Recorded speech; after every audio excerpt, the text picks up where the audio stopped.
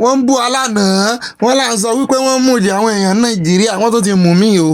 wọ́n ti mú mí ní ìpínlẹ̀ Borno ọ̀rọ̀ gbogbo kì í ṣẹ́ lórí alábàáhùn àná Monday wọ́n tún fi IED míì sójú ọ̀nà àdó olóró ní jẹ́bẹ́ àwọn èèyàn kú rẹpẹtẹ AIT ló gbélé Al-Jazeera ti gbé wọ́n àwọn òwe kí ló dé táwọn iléèwé ìròyìn ńláńlá ò tí ì gbé látànà kì í ṣe tọjọ́ sí o èmi kọ́kọ́ rò pé eléyìí tó ṣẹlẹ̀ ní nǹkan bíi ọ̀sẹ̀ kan sẹ́yìn ni o ìmí ìtúnlélẹ́yìí o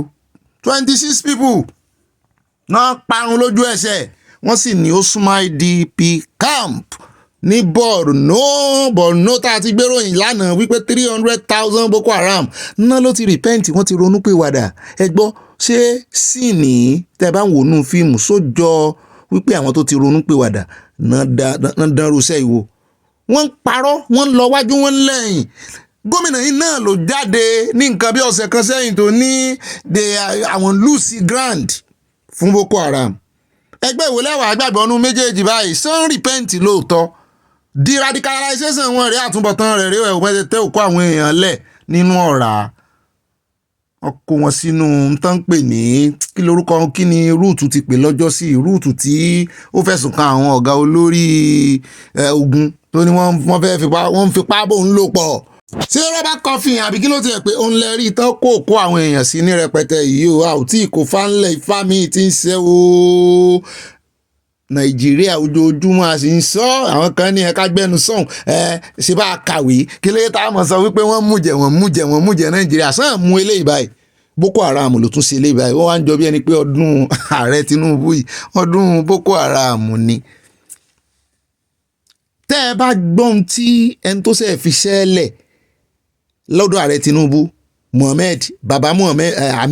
Ahmed tó sọ lára àwọn special adviser rẹ̀ ẹ mọ̀ pé ìjà wà láàrin Tinubu àti igbákejì rẹ̀ èmi kọ́ mo sọ bẹ́ẹ̀ ẹ gbọ́ nú àkójọpọ̀ ròyìn lónìí ṣùgbọ́n eléyìí wọ́n tún ṣe pa àwọn eléyìí ní fresh ni ṣùgbọ́n àti ìgbọ̀kí iléeṣẹ́ ológun sọ̀rọ̀ o iléeṣẹ́ Al-Jazeera ló gbé iléeṣẹ́ Reuters gbé AIT náà tún gbé torí ẹ̀ mo ṣe fi lógo wọn lẹ̀ tẹ́ bá ń wádìí ẹ̀ dáadáa ẹ rè gbọ́ ẹ̀dá English ẹ̀ wọ́n dárúkọ bí ó ti ṣẹlẹ̀ gangan mi ò kàn ráàyè láti mú nítorí ó ká mi lára wípé kí láti máa ṣayé yìí sí o kò yé mi Nàìjíríà wọ́n fẹ́ mi àwọn èèyàn ṣòfò mo tún sọ wọ́n mú jẹ wọn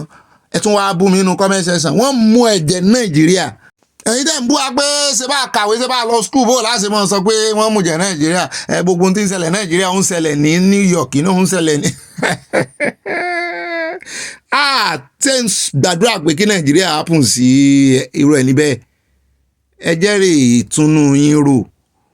wọ́n ń pa àyàn lójoojúmọ́ mo gbọ́ wọn ní wọ́n gbéyè kan Buhari náà ó ń sunkún mo tí ì rí yín ṣùgbọ́n tá a bá ti confirm ẹ̀ tán wọ́n gbé kan náà àwọn agbẹnusọ alẹ́nu lọ́rọ̀ tí ẹni kì í ṣàgbẹnusọ APC about a month ago kọ́ ni àbí bóyá 3 weeks ago tán ti secretariat wọn l'Abuja wọn jẹ́ kéèyàn kankan gbọ́ wọ́n ní wọ́n san bá a ṣe gbọ́ allegedly yẹn fa allegedly sí wọ́n ní wọ́n san ransom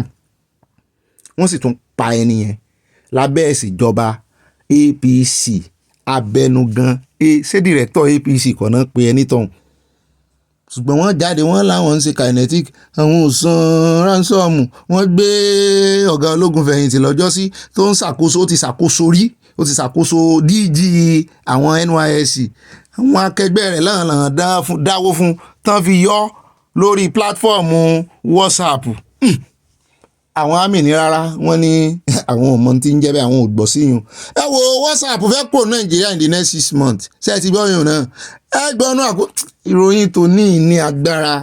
mo fẹ́ kẹ́ ẹ farabalẹ̀ wọ́n sọ léèbù èmi náà farabalẹ̀ tú sí Yorùbá nú àkójọpọ̀ ròyìn wọ́n sá ti pààyàn míì ní Borno bóyá gómìnà wọn ó tún jáde lọ́la yóò ní àwọn tó ti gbà wọn repentant ìsọnù àwọn rèé o ṣe rojú wọn o àwọn rèé o èmi ò mọjọ́ tí fọ́nrán ìjáde o mi ò mọ ọdún tó jáde o n ò tiẹ̀ fẹ́ mọ̀ ṣùgbọ́n kẹ́ ẹ bá a lè mọ bí ṣe ń ṣẹlẹ̀ n ò tiẹ̀ fẹ́ mọ̀ bóyá Nàìjíríà ló ti ṣẹlẹ̀ o bó ṣe wà ìṣùgbọ́n tó sẹ́ǹdì ẹ̀ sí mi ó ní Nàìjíríà ló ti ṣẹlẹ̀ ṣùgbọ́n torí déètì kọ́ la ṣe múròyìn wa torí kẹ́ ẹ lè rí mọ́ ṣe mọ́ sùpọ̀ nínú Sahel nínú wilderness lèmi yóò pè nínú kò sí gbó níbi táwọn máa ń pè ń gbóre o inú gbó wọn rèé o wọ́n ṣe máa ń rìn kiri máa gbalẹ̀ rèé o sáà ti gbalẹ̀ bíi ibà gbogbo kíní láti ẹ̀wẹ̀ sórí gan green white green ni mò ń rí green white green ni mò ń rí abẹ́ẹ̀ rí ni ẹ wo ibi tán gbà ẹ wo ibi tán tẹ́tù sí ẹ ti rí wò bá ṣe lọ sálálú ojú ọ̀run ló fẹ̀ lọ yìí ló tẹ́yẹ fò láì fapá apá kanra wọn yìí ṣé wàá lè lo drone àwọn òṣìṣẹ́ ológun ojú òfurufú ò lè wá nǹkan kan ṣe kankan tiẹ̀ gbé aeroplane kan kọjá lórí wọn bẹ̀rù kán sì rún gbogbo wọn. n tí àwọn olórí yín tí wọ́n ń fọwọ́ pa lórí rẹ̀ o green white green ni mo rí tán fi sórí yìí o ṣùgbọ́n mi ò ní ṣe narration pé mo mọ̀ ìgbà tí fídíò ìjáde kò sójú mi ṣùgbọ́n rèé o wọ́n ṣe wérí náà rèé o wọ́n yìí ṣe nàìjíríà náà ń sọ fún wa o wọ́n ń kó wọn wá láti ta náà ń sọ fún wa o. àsọwọ́ tiẹ̀ tún bá ìkan nínú àwọn ọ̀gá ológun British Army Major ni àsànmú nàìjíríà tẹ́ bá rí ìbọn tán bá lọ́wọ́. àkójọpọ̀ ròyìn tòní sẹ́rẹ̀ tí ò bá farabalẹ̀ mọ́ wulẹ̀ wo news tòní ẹ jẹ́ ń ta yín lólobó ẹni tí ò bá ti lè farabalẹ̀ wò tẹ́ ẹ mọ́ skip ẹ mọ́ wulẹ̀ wò torí àárín gbogbo information tí mò ń sọ yìí mo hide ẹ̀ sáàárín news ni mo sì fẹ́ kẹ́ ẹ sọ̀rọ̀ lé. òun náà tún rẹ o àwọn ọlọ́pàá yín nàìjíríà lélẹ̀ ti ṣẹlẹ̀ o ṣùgbọ́n àwọn ọmọ China irú eléyìí tán ṣe fún ọlọ́pàá yín lọ́jọ́ sí tán háwo ní ọ lórí ẹ̀wò nàìjíríà rẹ̀ wọ́n ti wá sọ àwọn ọlọ́pàá nàìjíríà di gbẹ̀wùdání wọ́n sọ àwọn ọmọ nàìjíríà di gbẹ̀wùdání nínú nàìjíríà wọn China ń kó yín lẹ́rú ẹlẹ́ẹ̀kejì rẹ̀ ẹ̀wò kùsà àwọn náà gan wọ́n ròyìn pé ọwọ́ wọn ló wà nídìí kán máa jí kùsà wa nǹkan àlùmọ́ọ́nì nàìjíríà orí wẹ́bsáìtì ẹ̀wò wọn náà háwó fún àwọn ọmọ tí ń wa kùsà yìí o orí wẹ́bsáìtì wọn náà fi sí o Chinese náà sọ́ńbẹ́ o wọ́n fi sórí wẹ́bsáìtì nàìjíríà o ẹ̀wò tí wọ́n ń ṣe Van Dam níbí ẹ̀wò ṣe ti rí irú ṣé ibi ṣé kò jọ irú ibi tí a fi hàn yín láìpẹ́ yìí tí àwọn Boko Haram àwọn bandit kápẹ́yàn bandit tán kóra wọn jọ sí ṣe ti rí báyìí táwọn China wá ń ṣe ní nàìjíríà wọ́n tó o bá sì ní bílíìfù nù pé nàìjíríà ó dáa mo mọ̀ káànú rẹ o mo káànú rẹ o wo bó ṣe ń ṣe yín this is really really sad ẹ wo ọlọ́pàá náà join wọn ṣé ní ti Áfíríkà tán reduce Áfíríkà sí rè aláwọ̀ dúdú ṣé ní tán rí orí ìyẹn náà ló di gbogbo ẹ̀ sára ẹni tó yẹ irú ẹ̀dá tiẹ̀ bíi tiẹ̀ lòun ẹjẹ́ kú bẹ́ẹ̀ mo ti ń ká lòlò ẹjẹ́ dé ìlú kan níbi tí ọwọ́ ti bá àfáà ti ń tẹ̀yàn rìn ó sì ràn rí náà bá kọ lọ́gbọ́n. wọ́n wá láti Ìlọrin wá sí Ìgbẹ̀sà tí wọ́n wá wo iṣẹ́ fún ọmọ ìyá wa ní Ìgbẹ̀sà ń bí wípé wọ́n ti jẹran ẹ̀ tán ìyá ọmọ yẹn bẹ̀rẹ̀ sí ní sunkún wọn ń gbára ṣánlẹ̀ nípa ọmọ tó ti fẹ́ kú ọmọ yẹn ló dẹ̀ kọ́ létí yẹn ń gbé òun nìkan lọmọ tó dẹ̀ kú fún tó jẹ́ pé ń wò lójú fún dé yìí ẹ̀yin jọmọ́ ẹ bá àwòṣó dá láti Ìlọrin wá sí ìlú Ìgbẹ̀sà kí àfàyè àwọn oníṣẹ́ kankan fún yín o àfilẹ̀ fọlọ́n ṣùgbọ́n tá a bá rí nílùú ìjọ míì àwa ń nà yín ṣe léṣe àdèbàtọ̀ tá yín jẹ́ Ọlọ́run bá ń gbọ́ ṣùgbọ́n àfi yín lẹ̀ lè ní kẹ́ máa lọ ní lọ yín ìjọ míì ìjọ tá a bá rí nílùú wa tẹ wá sí ìlú Ìgbẹ̀sà kì í ṣe ìlú ranu o Mẹ̀dínà níbí yìí jẹ́ o Mẹ̀dínà tí bí ìdẹ̀ jẹ́ yìí ẹ gbọ́dọ̀ wá sí ìlú yìí mọ́ wá ṣiṣẹ́ òṣì ẹ kó láti Ìlọrin wọ́n jẹ ẹran ẹnìkan ẹ̀yin kan fúnra bẹ́ẹ̀ ẹ ní problem ẹ̀yin kan ò gbádùn tẹ́yin kan ò bá gbádùn ẹ gbé kó wá bí sọdá omi wá síbi sọpọ́n jẹ ẹran ẹnìkan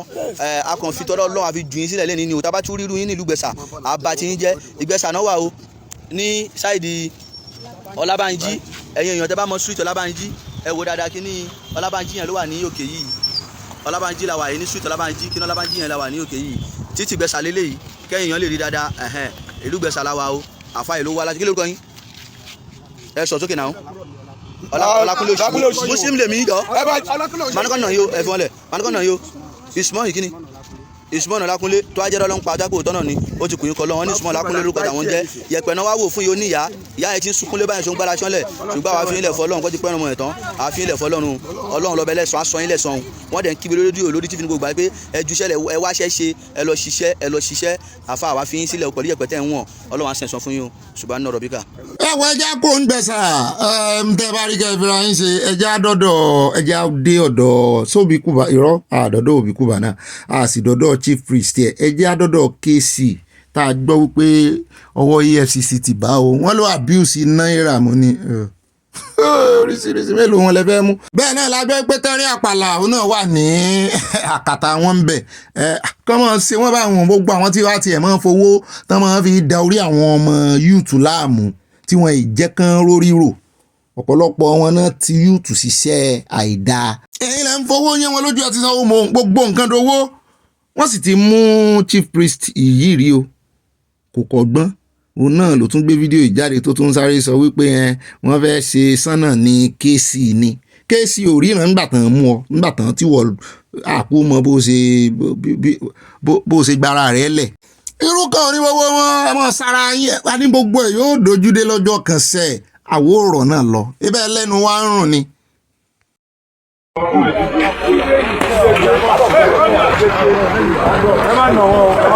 no beat you ẹjọ mo ń ṣe fídíò no beat you. ó ń ṣe fídíò ó ní no beat you ó tún kó wàrà rẹ̀ nínú fídíò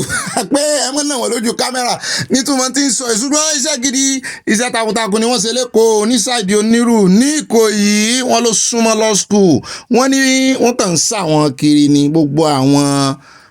oníṣẹ́ láabi gbogbo wọn náà kọ́ ní ṣiṣẹ́ láabi wọ́n láwọn kan wà tó jẹ́ pé wọ́n nílé abẹ́ bíríìjì náà ń sùn kiri òṣùbà ń bà dúwe gbogbo ẹ̀ wọ́n ní bá ṣe ń sàwọn kiri nù tán ti kọ́lé síbẹ̀ bí ẹ mọ́ wọ́n ní kò sí ìdọ̀tí àwọn òfẹ́ dọ̀tí lẹ́kọ̀ọ́ mọ́ ẹ̀yìn yàgbẹ́ kiri nígbà tó bá wá ń sábẹ́ bíríìjì ó dà ibi bẹ̀ bá gbọ̀n ibo ló ti ń yàgbẹ́ bọ́ọ̀ bá wẹ̀ ibo ló ti ń wẹ̀ wọ́n sì ẹ̀gbọ́n pé mi nù wọn ọ̀sẹ̀ kan ó lè mọ́ wẹ̀ kí wá ẹ̀ sì padà lù yín wọ́n ní wọ́n yìí sọmọ Èkó ẹ wò wọ́n àwọn náà jàbájìbà àwọn náà ń já fóònù gbà wọ́n ní kírímínà wà láàrin wọn o kọmíṣánná fún environmental Èkó wọn láwọn ò ní gbàṣẹ ẹ̀yin lẹ ń bú àwọn wípé kò dọ̀tí ọ̀pọ̀lọpọ̀ yín náà sì rí ẹ̀ kí sọmọ Èkó ẹ̀yin lẹ wá ń bè kò jẹ́ ẹ̀yin lẹ ń yàgbẹ́ sí open place ẹ̀yin lẹ ń já báàgì gbẹ́ ẹ̀yin lẹ ń sóríṣiríṣi ẹ̀ níṣẹ́ lọ́wọ́ ẹ̀ kàn ń fẹsẹ̀ rìn rẹ́gbẹ̀rẹ́gbẹ́ pé àwọn fọ Èkó mọ́ o wọ́n ní ká ẹ máa múra àwọn lẹ́ o àwọn ń lọ sójúlé látojúlé dójúlé ni o.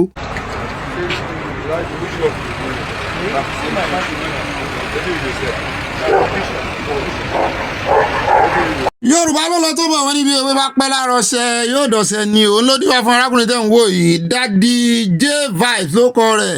across all social media ọmọ Yíbò ni ojú rẹ̀ gan ẹ̀ ti fi rí pé ó jojúkú ó dà ó ní nǹkan tó fẹ́ bá yín sọ ó gbọ́ ọmọ Yorùbá yín tẹ́ ẹ̀ gbọ́ Yorùbá ẹ̀ tún gbọ́ adáríjì yẹn ẹ̀ tún mọ yí Yorùbá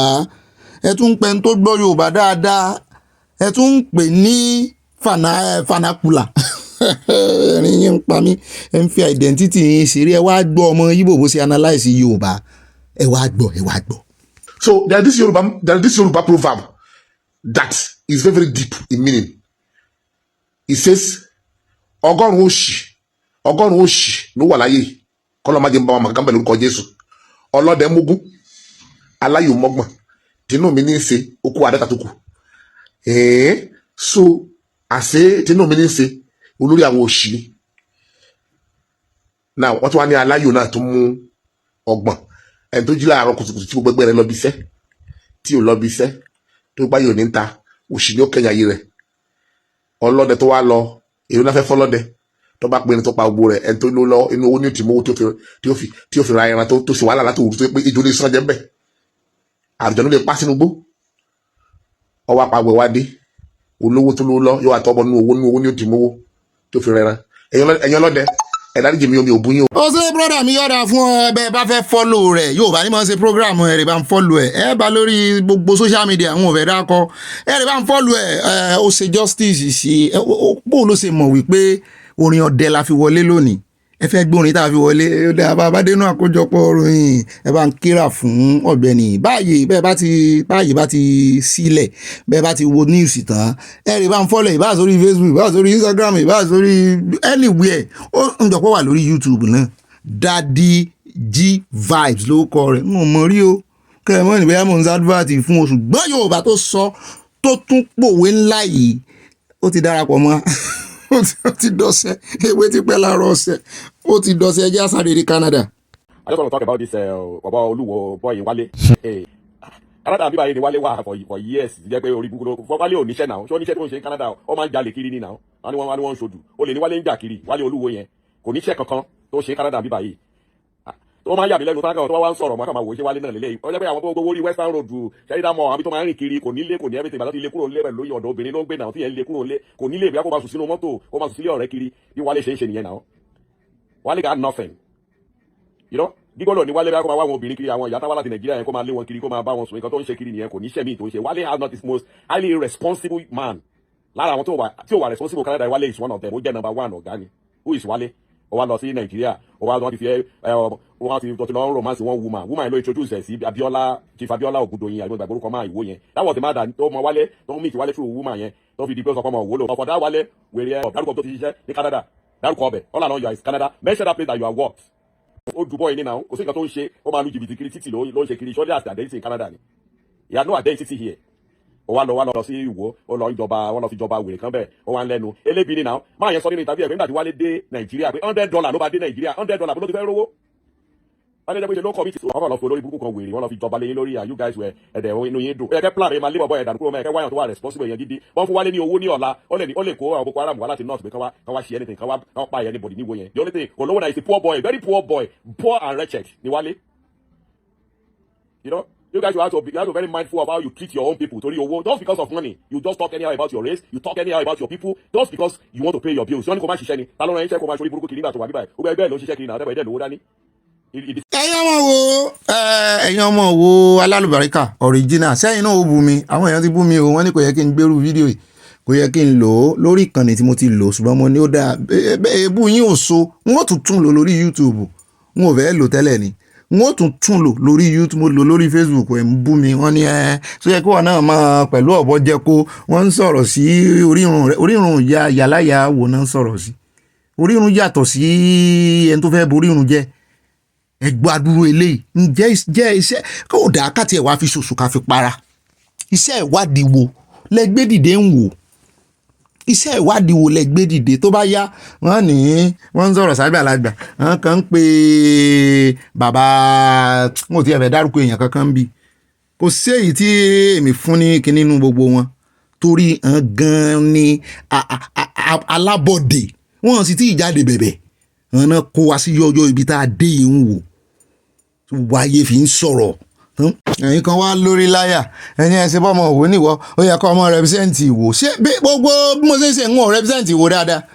ẹ fèmí àtòyè ọba yín sẹ́gbẹ̀ẹ́ ara wọn á sò tọrọ níbi tọrọ wà mọ sọ̀rọ̀ sí kìíní kan mọ sọ̀rọ̀ ọ̀rọ̀ tarákùnrin yín sọ ṣé kò dùn yín ó dùn wa ṣùgbọ́n òótọ́ ọ̀rọ̀ ni as far as I'm concerned èèyàn ò lè gbójú gbóyà mọ́ jáde báyìí kó wá mọ́ ṣé èèyàn lè jáde kó mọ́ parọ́ mọ́ èèyàn tó yìí wọ́n mọ̀ Canada kì í sí èèyàn kan tí ó kọ́ sọ lélẹ̀ kì í sí èèyàn méjì kì í sí èèyàn mẹ́ta newspaper UK náà tún gbé kan ẹ wá gbẹnu dákẹ́ ẹ ń sọ pé ẹ mọ tí ń ṣe ẹ̀yin ojúbọ lówó ọmọ òwe ẹja sọ̀rọ̀ síbi tọ́rọ̀ wá o yọ̀ọ̀dà fún yín brọ́dà ẹ pè wá sákìyèsí ni ó dùn wá lóòótọ́ ó dùn wá gan ṣùgbọ́n ẹ pè wá sákìyèsí ni alátiṣe ni ó mà ti ṣe ara rẹ̀.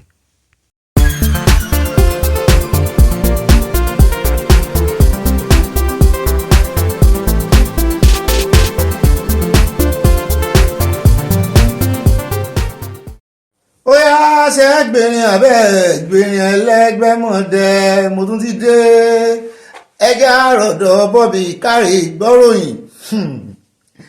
àníṣe o mo tún ti dé mo gbéròyìn ayọ̀ dé o gbogbo yín ẹ bọ́ sí rí ní tìlé tòkó lọ́mọdé lágbà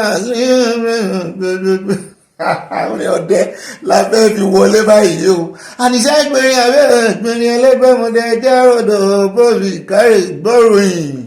ṣe ẹ lọ abẹ́ ẹ lọ ọ̀dà ẹ lọ ẹ ti dé ẹ ti dé ó yá ọ̀dẹ̀ mọ́ pa mí òye tẹ́rẹ́ àlùmọ́ndẹ́ yóò bá pa mí ò pé ejò ńlá tẹ́rẹ́ àlùmọ́ndẹ́ òpó olúrẹ̀ mí arẹwà ejò tẹ́rẹ́ àlùmọ́ndẹ́ tẹ́rẹ́ o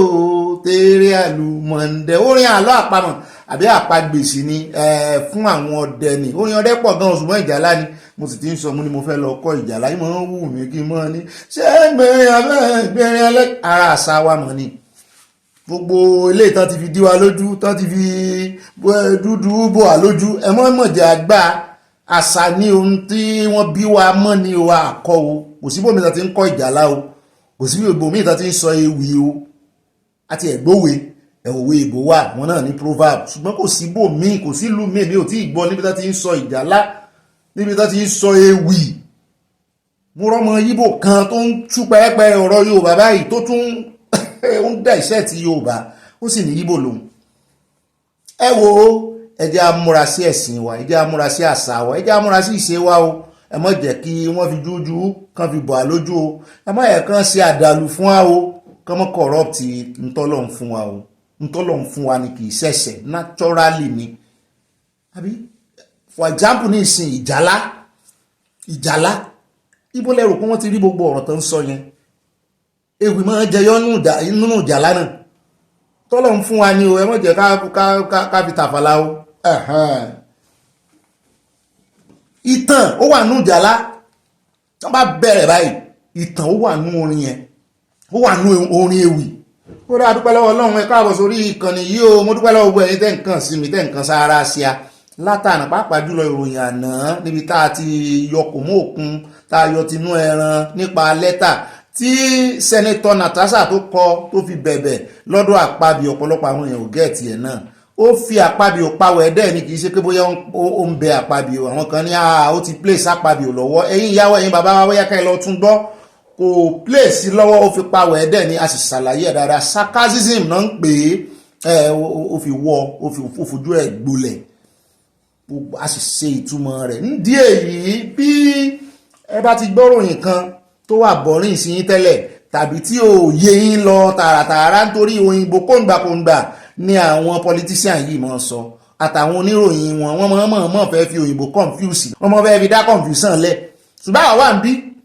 àwa wà ń bí mọ̀ mi kan tẹ àtẹ̀jíṣẹ́ fún mi wọ́n ní ìròyìn tó gbé yìí kánú àwọn ìròyìn mo ti gbọ́ lórí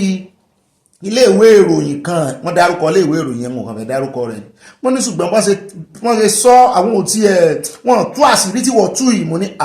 iṣẹ́ tọ́lọ́run rán àwa nu gbogbo ìròyìn tí ò bá ti yé yín gbogbo ìròyìn tó bọ́rìn sí yín ṣùgbọ́n tí òótọ́ ọ̀rọ̀ wà ń bẹ̀ tán fi òyìnbó tán fi ń kọ́va òótọ́ àwo fi Yorùbá á fi tú pẹ́rẹ́pẹ́rẹ́ ọ̀rọ̀ ta iṣẹ́ tọ́lọ́run gbé lé alọ́wọ́ nù o adúpẹ́ lọ́wọ́ Ọlọ́run ẹ káàbọ̀ sínú ètò ọlọ́mọ̀lú ìpàdé ọlọ́mọ̀lú ọlọ́mọ orílẹ̀-èdè lẹ́ẹ̀kan sí o lónìí ọjọ́ 29 nínú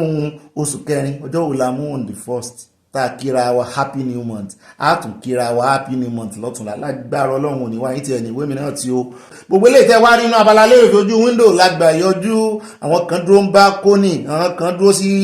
pẹ̀tẹ́ẹ̀sì alájà mẹ́ta tí bàbá kan ní máa ń fọnu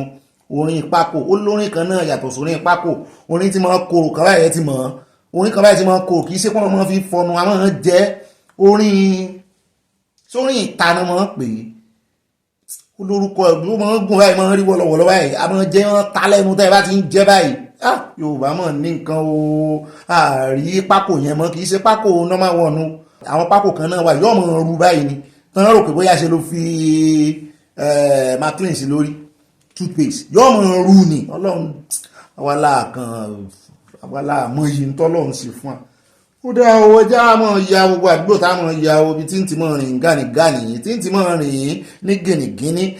wà gbára alẹ̀ fẹ́mi náà kí n rìn gánigánì nítorí tó bá ti ní comment section èmi náà gbára alẹ̀ fún kẹ́ lè rìn gánigánì tí kú mi àti kú yìí ò ní o man no go vex oyè tẹ́ fi mí jẹ náà ni mò ń jẹ́ ohun òyí orúkọ padà Ọ̀gbẹ́ni Bobby náà ni o ibà kéde ìròyìn fún Yorùbá ní sọ̀káàbàtà ilé pè mí ní ibà allegedly ibà reportedly gbogbo ń tá a bá mẹ́nubà lórí ìkànnì lórí program wa lórí news wa àwọn òtẹ́nu àbùkù báyàn kankan o àtọmọdé àtàgbà àlọ́tà ń bí o ṣùgbọ́n ọ̀rẹ́ wa pọ̀ lọ jàbùràtà àwa mọ̀ o bóyá àwọn kan mú wa lọ́tà àwa ò mọ̀ o bóyá èèyàn kan ń bínú àwa ò mọ̀ o táwa ti bínú èèyàn kan tọ́lọ́run sì ń gbá wa ga ẹ mọ́ wẹ̀yìn ni bí àwa ìṣe ìyàwó lọ́ọ̀tì tó wẹ̀yìn lọ́jọ́ sí tó di ọ̀tórí iwájú lójúgun ń gbé ẹ̀yìn lọ́mọdìyẹ ń tọ̀yà rẹ̀ ọgbẹ́ni tí bá ń bínú wa wọ́n mọ̀ tọ̀ wá lẹ́yìn ní ṣùgbọ́n èèyàn ò lè ṣe kó má lọ́ta o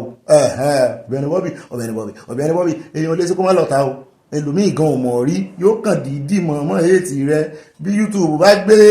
ṣáánẹ̀ rẹ níwájú rẹ báyìí yóò sáré screw ẹ̀ dànù níbi ẹni pé yáwó lọ́wọ́ ara yìí ṣùgbọ́n mo dúpẹ́ lọ́wọ́ Ọlọ́run fún àwọn tọ́lọ́run fi tì mí mo dúpẹ́ gan mo dúpẹ́ lọ́wọ́ Ọlọ́run ọba mo dúpẹ́ lọ́wọ́ tí ń ná ó dá ń kọ̀ọ̀kan èjèèjì ibi tí à ń lọ òjìnà ibi táyà ló pọ̀ o ẹni mi ò kíra mi délẹ̀ ẹ mọ́ bá ń kì sọ́kàn yín gbogbo yín náà lẹ́mu orí kì mí ẹmu ilẹ̀ fi ń joyè ẹmu gbogbo oyè tẹ́ fi mí jẹ oyè tuntun ibà bọ́ba jíròrò ibà kùndùsù èmi náà ní bá ganu sí. ó dá alákọ̀ọ́kọ́ ń bẹ̀ nínú ìròyìn táwọn ọmọ wa fún yín lónìí á dé ọ̀dọ̀ ìròyìn kan tó jà lálẹ́ àná tí ọmọ bàbá Sani Adé King Sani Adé tó ké gbàjarè síta tó ní òun wá bàbá àwọn o wọ́n ti jí bàbá àwọn gbé làwọn kan bá bẹ̀rẹ̀ sí gbé kiri. mo rí ìròyìn yẹn lórí YouTube channel kan tí mo máa ń wò dáadáa mo wà disappointed. Fúlàní ló gbé o kíní kan ló gbé o gbogbo bóyá ìjì ló gbé bàbá bóyá bàbá pòórá ni bóyá àjàn ló gbé bàbá lọ sọ́dọ̀ Abidjan gbogbo ẹ̀ náà láàmú tó yín létí lónìí náà ni kò ní í dọ̀la tá a bá kó ń bẹ̀ tán dọ́gbọ́n gbọ́ròyìn kan náà lórí gómìnà Adeleke wọ́n ní gbogbo ọ̀nà náà ń wá tán fẹ́ fi yọ gómìnà Adeleke kúrò ń pò wọ́n sì ní kò sẹ́yìn àwọn APC ṣùgbọ́n tá a wá ń yọ gbọ́ nígbà tí ilé ó fi mọ́ láàárọ̀ náà ni wípé wọ́n ní gómìnà Adeleke náà pé òun náà fẹ́ darapọ̀ òun náà fẹ́ defect mọ́ ní abẹ́ ń ṣí ni sáwọn gómìnà mú àwọn aráàlú sí ni sí àwọn tó kó ẹgbẹ́ pọ̀ tán láwọn ń ṣe ẹgbẹ́ òṣèlú sí eré náà lọ ń ṣe ni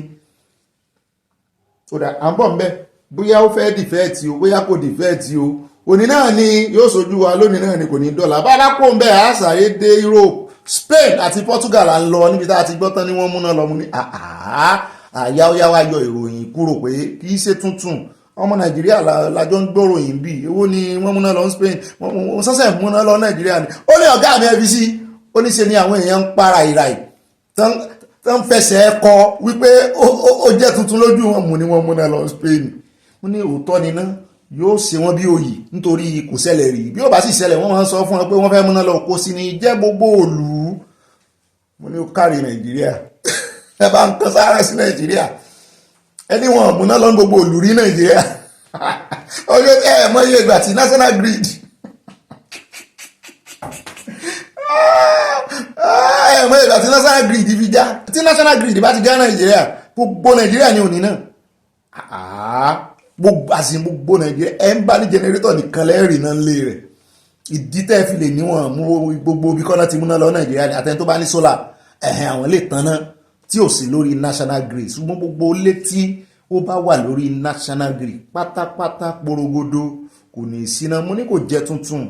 ṣùgbọ́n mo mọ iyì Nàìjíríà náà o bá a bá tiẹ̀ wá ń sọ láti yọ Nàìjíríà ò dá Nàìjíríà ò dá ṣùgbọ́n Nàìjíríà ṣe nǹkan kan fún wa tá a rántí o ẹni iṣẹ́ àwò Nàìjíríà mọ̀ ṣe wà nínú kòkò àgbo ṣé òkùnkùn Europe wá jọrú àwa ìlú jùlọ ìsìn àti ẹ̀dùpẹ́ tí ìṣe ní òtútù wọ́n wà múná lọ ní ìsìn wọ́n wà wọn ní ó ṣe tuntun o in fact mo lè ṣe mistake sọ up nepa tàbá mú padà dé àwọn múròyìn bọ̀ wá fún igi ló fà á tán fi múná lọ ṣé yóò kárí kọ́mọ̀ débí o kọ́mọ̀ ràn wá létí ọjọ́ burúkú torí experience òkùnkùn kó ti di àfìsẹ́yìn tí egun fi sọ fúnrú àwa ẹ̀ nǹkan burúkú ni wọ́n wà níbi tí ó sì mọ́lẹ̀ torí ẹ̀tẹ́ ẹ bá rí àwátàwà ń lò èbò tá a lọ lé gbogbo owó la máa ń fi ra epo sí jẹnẹrétọ̀ ẹni tí ò bá ní sólà ní o gbogbo owó lọ́wọ́n owó kìnnìkiri ṣùgbọ́n tí sólà ti dé ní ìsìn ṣùgbọ́n sólà mílò náà ló fẹ́ ṣe tó gbé sí ó bá ṣe sólà tó gbé sí ní ìsìn owó ńlá mọ̀ ní kì í mọ̀ sí kékeré ó rà ámúrò ìwà fún yín á fún yín update lórí ẹ̀ lónìí náà ni kò ní dọ̀la o bá bá kó ń bẹ̀ tán á kádà kan dé ọ̀dọ̀ àwọn kan tán kígbe sókè o mo láwọn wọlé léyìí wọ́n ní àwọn ẹgbẹ́ ajàfẹ́tọ̀ọ́ mo nísàn sì wà ní Nàìjíríà tán sùn látijọ́ mo ní kí ló wá ṣẹlẹ̀ kí ló fariwo wọn wọ́n ní àwọn fẹ́ probe arákùnrin kan wọ́n ní àwọn fẹ́ probe UK ṣé Nàìjíríà bá yín mọ̀ sí ìjọba yín mọ̀ sí wọ́n ní ìjọba mọ̀ sí wọ́n nítorí DSS ló jáde láìpẹ́ yìí tọ́wọ́ wọn bá àwọn bandit kan àwọn alọ́kólóhun kígbe àwọn apààyàn tí wọ́n sì bá àwọn ìbọn tí ò sí lọ́wọ́ ọlọ́pàá àti àwọn ológun Nàìjíríà lọ́wọ́ wọn mo ní ààbò lẹ́sìn sọ pé ìbọn ò sí lọ́wọ́ ológun Nàìjíríà wọ́n ní kì í ṣe pé bóyá kò sí lọ́wọ́ ológun Nàìjíríà wọ́n ní ṣùgbọ́n kì í ṣe tán ń lò kì í ṣe tán ń gbé jáde wọ́n ní ìbọn eléyìí ní agbára kì ó yàtọ̀ sí AK-47 wọ́n ní kanú wọn tán wá mú ló wá jẹ́wọ́ wípé òun ti jẹ́ ọ̀gá ológun rí ní British mi wá ò pé abẹ́rẹ́ tiẹ̀ lókun ń di o ibo nìbọn yìí ti wá àwọn fẹ́ tójú bọbẹ̀ kì í ṣe ọ̀rọ̀ táwọn máa sweep under the carpet lóòótọ́ náà kan sára sí iléeṣẹ́ DSS tó ráhùn náà mú àwọn báńdíìtì ṣùgbọ́n tán fi lè bá irú ìbọn yìí lọ́wọ́ wọn tí kanú wọn sì ní nínú ìjẹ́wọ́ rẹ̀ tó ní òun ti ṣiṣẹ́ ní British Army rí ọ̀gá sí ni orílẹ̀-èdè Britain kò rojọ́ o wọ́n náà ti submit lẹ́tà sí ẹ́mbásí wọn high commission wọn àwọn sì ti sọ fún Nàìjíríà kán dìde torí gbogbo ìròyìn tá à ń gbọ́ lórí ọ̀rọ̀ Boko Haram banditi agbésùnmọ̀mí lákúráwá wọn láwọn fọ́rínà ni wọ́n ń ṣe agbódegbà mo ní sí ogun ìta kan lè jà àyàn láì sí ìrànlọ́wọ́ agbódegbà anú ilé bí kú ilé ò bá pa ni tó dé ò lè pa àyàn tí ẹ kọ́kọ́ mú àwọn tìyín lé náà kẹ́ ẹ tó rè mú ìbò àbí tí ẹ kọ́kọ́ mú àwọn tìyín tó ń ṣe agbódegbà àgbà pé àwọn fọ́rínà wà lẹ́yìn asá ti rí helicopter níbi tó ti ń wá fi helicopter gbé nǹkan ogun wá fáwọn agbésùnmọ̀mí ṣùgbọ́n mélòó nínú àwọn tìyín àtàwọn tó ń dárúkọ fún yín mélòó ní intelligence tí ìgbà tí ò tiẹ̀ sí satellite yín nínú space mọ́ èyí tó wà ń bẹ̀ wọ́n lẹ́ẹ̀lò bó lẹ́sìn ní intel owó talẹ̀ tí ń gba intel sàn parọ́ fún yín bẹ̀ ṣùgbọ́n àmọ́ bẹ̀ àmú fọ́nrán bàbá tó tẹ ẹ̀hùn sí máìkì tí wọ́n náà lọ sọ̀míìtì lẹ́tà wọ́n fẹ́nu ara wọn ṣàlàyé kí náà kọ sínú lẹ́tà bá dójú ọ̀gbagadè. bàbá kò ń bẹ̀ á wà dé ọ̀dọ̀ àwọn ẹgbẹ́ kọ́máàsì àwọn ẹgbẹ́ oníṣòwòrè oní Nàìjíríà mú ní kí náà fẹ́ sọ wọ́n ní ọ̀rọ̀ tí World Bank ṣe sọ lẹ́nu ọjọ́ mẹ́ta ìjẹta kọ̀hún tán sọ wípé ọ̀pọ̀ ọmọ Nàìjíríà ni ó wọnú òṣì tíṣẹ́ ó mú gan-an wípé kí ọmọ Nàìjíríà àtijọba wọn kan mójútó Nigeria Association of Commerce tí ní kẹ́yìn ọmọ Nàìjíríà mọ́ fojú méjèèjì sùn lórí ìrántí World Bank rí sáwọn ọmọ Nàìjíríà nípa bí Nàìjíríà ó ṣe wọnú òṣì àti ìṣẹ́wàtà ìnímú ní àṣẹ World Bank ti di wòlíì ni ṣé ìṣe wòlíì báálì ni wọ́n ní eléyìí kì í sọ̀rọ̀ wòlíì báálì o ẹ ti ansáré rí búùkì ẹ̀ àìrí búùkì tí Jesus ẹ̀mí náà bá yín rí búùkì ẹ̀ èmi náà ti bá yín rí búùkì ẹ̀ ṣùgbọ́n wọ́n ní àwọn àjọ yìí ní ọwọ́ àwọn olórí yín ló wà ń bẹ̀ o àwọn olórí yín ní kẹ́ rí búùkù ẹ mọ́ parọ́ mẹ́sù ẹ mọ́ sì parọ́ mọ́ anybody kẹ́ mọ́ mọ́ bind and cast anybody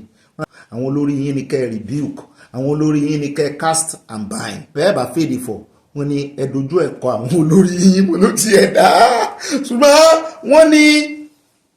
World Bank sọ débi wípé àwọn láìkí rìfọ́ọ̀mù àti ìgbésẹ̀ tí ààrẹ Tinubu gbé wọ́n ní ṣùgbọ́n ìgbésẹ̀ lásán ni kò bá nǹkan kan dé kò ní ipa kankan pé kò ní rìsọ́ọ̀tì àgbọ̀ lẹ́nu wọn àwọn tó sọ̀rọ̀ yìí àwọn Association of Commerce ní o kì í kàn sí èèyàn kan níkàn ń give narration o àwọn tó yeye nípa ẹkọ́nọ́mì Nàìjíríà nípa kátàkárà àwọn gangan ló wà ń di ẹ̀ wọ́n ní ẹ má fi ọ̀rọ̀ World Bank sí o bẹ́ẹ̀ ṣe máa ń mú ọ̀rọ̀ àwọn wòlíì yín tán máa ń ríran sí yín Nàìjíríà kí ni ó ṣẹlẹ̀ lọ́dún yìí wọ́n ní bẹ́ẹ̀ ṣe máa ń mú ní bàádà ní kẹ́ ẹ sán ṣòkòtò yín o kó nírò náà so ìró rẹ̀ kẹ́ ẹ mú ọ̀rọ̀ yìí ní bàádà torí àṣẹ̀yìnwá àṣẹ̀yìnbọ̀ kò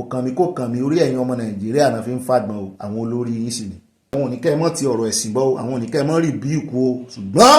wọn lórí yín ni kẹ́ rìbíùkù o àwọn gangan lọ́ta yín àwọn bọ́ọ̀ ń bẹ àmọ̀rọ̀ rẹ̀ wá ibi tá a ti wá ń sọ yẹn lọ lèèyàn kan náà ti gbẹnu sí máìkì ẹni tó ṣe fìwé lẹ̀ tó lóun ò bá rẹ̀ ṣiṣẹ́ mọ́ special adviser lórí political matters bàbá Ahmed Hakeem ẹ ti rántí rẹ̀ òun náà ti wá jáde ó ní òun dúpẹ́ lọ́wọ́ rẹ̀ tán fún un l'opportunity láti serve orílẹ̀-èdè Nàìjíríà ní capacity special adviser ó ní ṣùgbọ́n orí ìwé nìkan lòun ti lẹ́nu ọ̀rọ̀ orí ìwé níṣẹ́ òun ló ti dán mọ́rán ó ní ẹ̀sìn inú ìwé lásán lòun ìṣí sóhun nìkan ó ní ọ̀pọ̀lọpọ̀ àwọn tán fún lóyè special adviser ó lẹ́sìn inú ìwé lásán làwọn ò lè sáré lójú ayé pé ọ̀pọ̀lọpọ̀ advice àwọn orí ìwé tán kọ́ sí náà ló wá ibẹ̀ ló ti beautiful ibẹ̀ ní idea to beautiful ibẹ̀ náà ló parí sí pé torí ẹ̀ lẹ́sẹ̀ rí wípé owó ògbésẹ̀ tá rẹ̀ ń gbé bígbà tán nǹkan ń gba sálárì lọ́fẹ̀ẹ́ ni pé gbogbo advice táwọn fún ìmọ̀ràn táwọn fún ààrẹ wọ́n ní kò sí èyí tá ààrẹ gbèsè wọ́n nítorí ẹ̀ ní gbogbo ẹ̀ ṣe dẹnu kọlẹ̀ wọ́n ní ká ní ààrẹ mú ọ̀rọ̀ àwọn níbàdà ni wọ́n ní kò ní rí báyìí ó ní tó jẹ́ kó ń fi sẹ́lẹ̀ ó ganu sí máìkì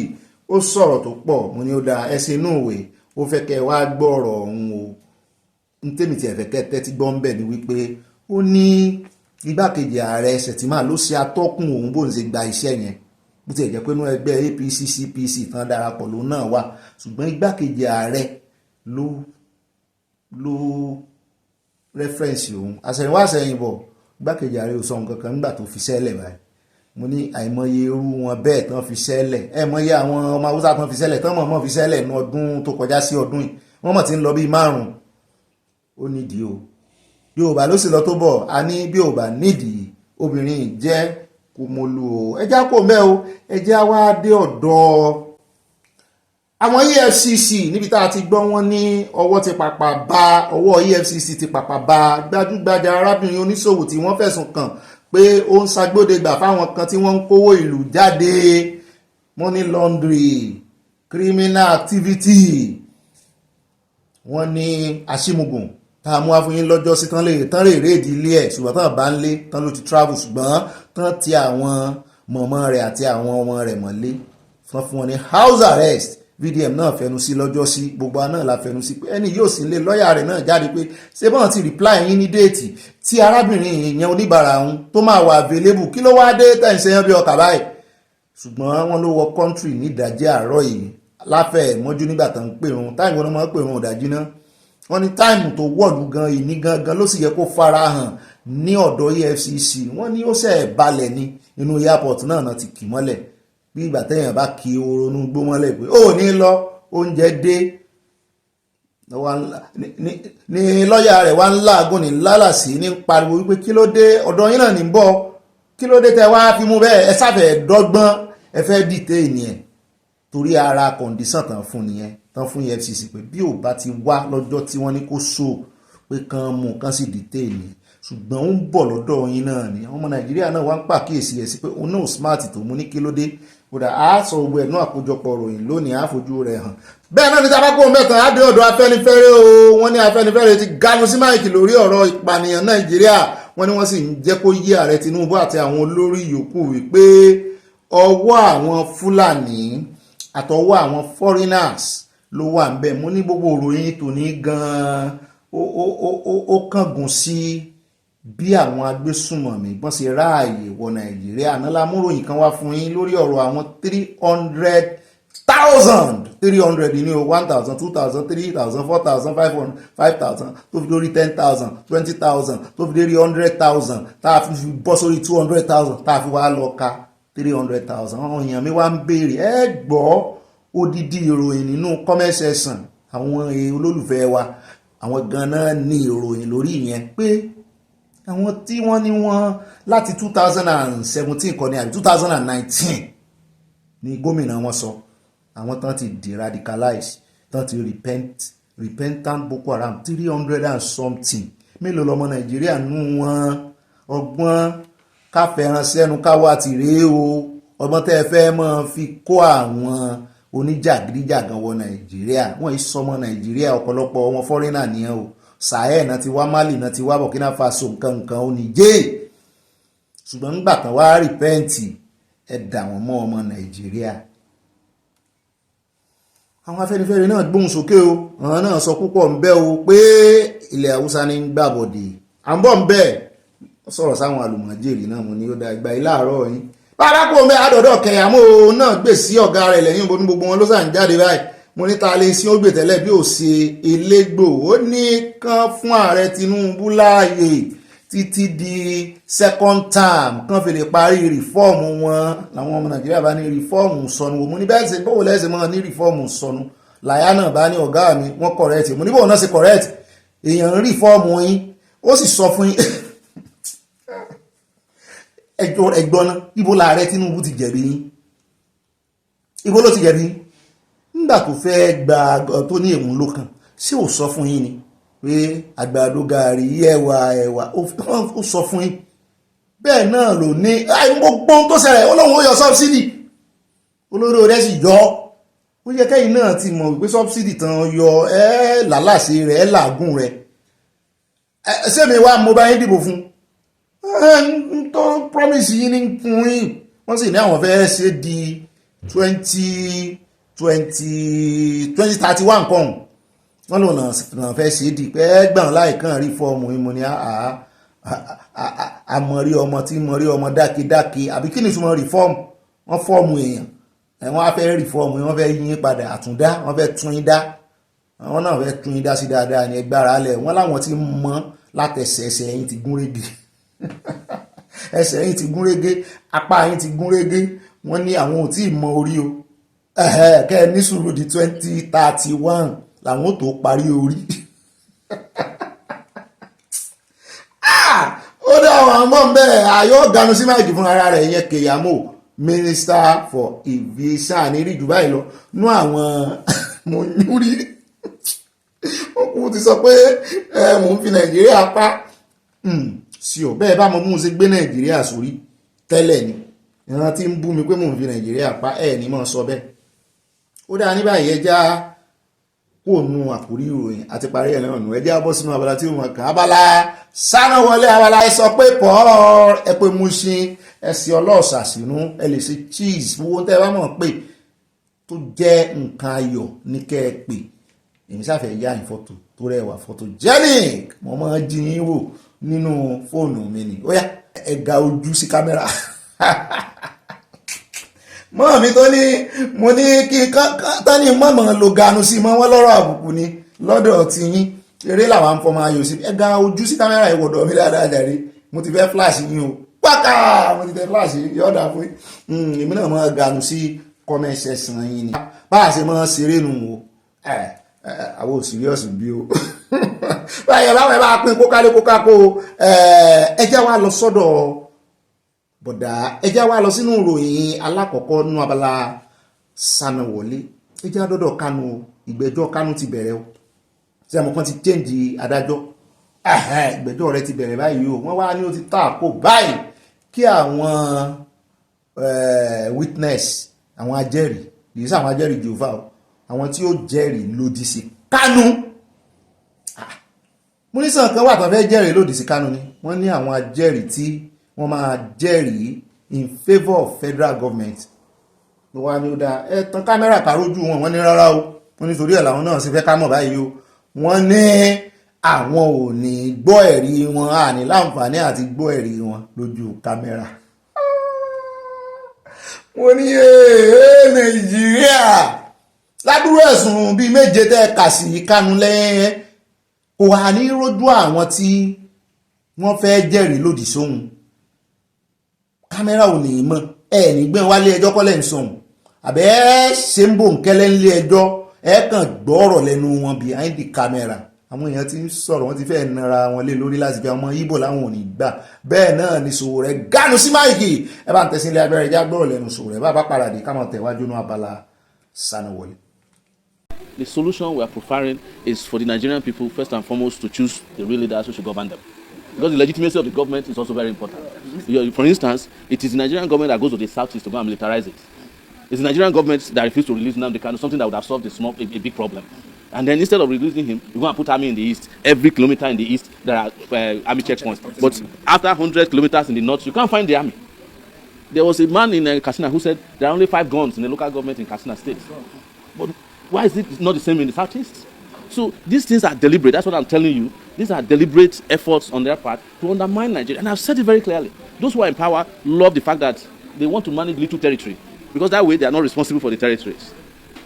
So they allow these issues to fester. But you cannot solve the problem without addressing the fundamental problem of leadership. Leadership is key in every sector. And most importantly, legitimate leadership is important. ọ̀rọ̀ lẹ́gbẹ́lẹ́nu Sowore yìí ó wípé gbogbo àwọn ọ̀gá ológun gbogbo ọmọọṣẹ́ ológun tó yẹ kán kó lọ sílẹ̀ Haúsá níbi tí ogun ti ń jà wọ́n gan wọ́n ní wọ́n fìbínú wọ́n transfer àwọn sílẹ̀ Yíbò níbi tí nítorí ọ̀rọ̀ Kanu wọ́n gan náà ń dá wàhálà lẹ́ńlẹ̀ Yíbò Kanu ò sẹ́ kán fi Kanu lẹ̀ já wá dé court káwọ́ bẹ́jọ́ ṣe lọ ká gbọ́ lẹ́nu agbẹjọ́rò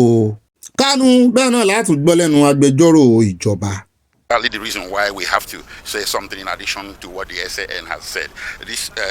gentlemen here, these lawyers standing with me here, are members of the old guard. We have been there from the get-go, so we know the nitty-gritty of this case. Well, what I can add is we are finally here. The government is finally having the trial that it desires. Our position still remains unchanged despite the ongoing trial. That our client is innocent of the charges, that the case is driven by political considerations, and in the end, the innocence of our client will be established. So we take it from here to 2nd May, when we are going to subject the government witness who testified today.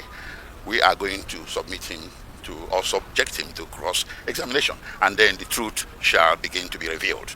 to everybody. Thank you very much. We appreciate you always being around to cover this very political ongoing for the past 10 years. Thank you. Thank you very much. Yeah. Are you comfortable? Well, we're very comfortable, but first of all, we thank God for today.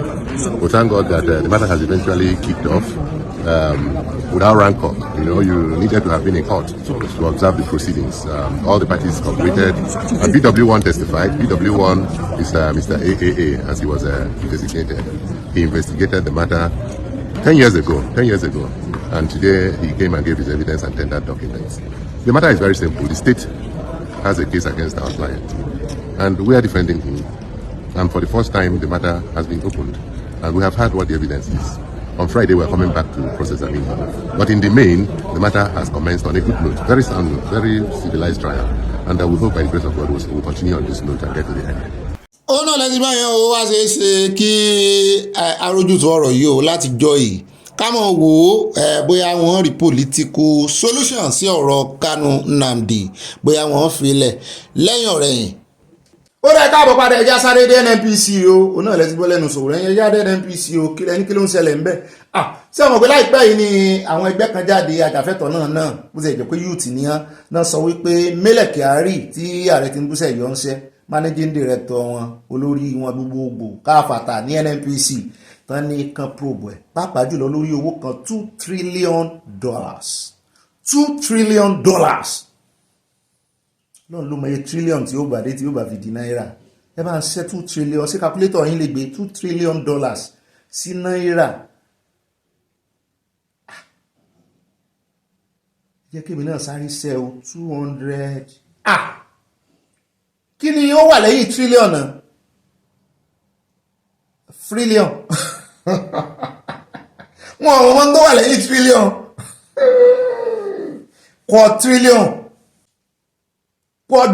quadrillion ni ẹ̀nfẹ́ ní quadrillion odò mélòó náà wà yí sí odò mẹ́sàn-án ló wà níwájú trillion odò 12 yóò mọ̀ bẹ́ẹ̀ wo odò 12 àbẹ́lò náà ń ṣẹ́ dọ́là ayé mi o.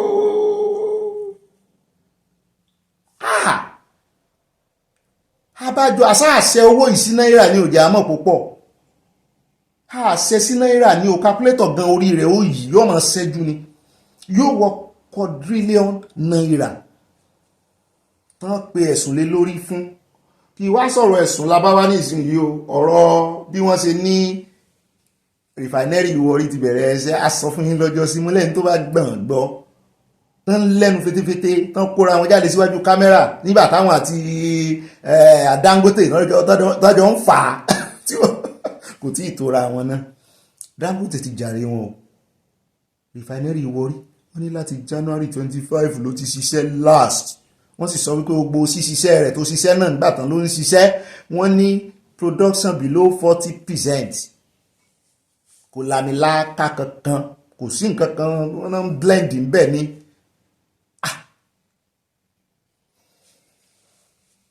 Ní refinery yìí sàtún ti lànà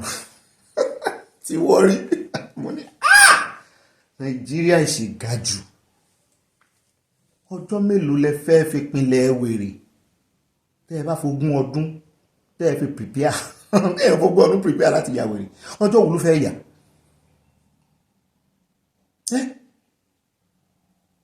Kò wá síjọba tó halẹ̀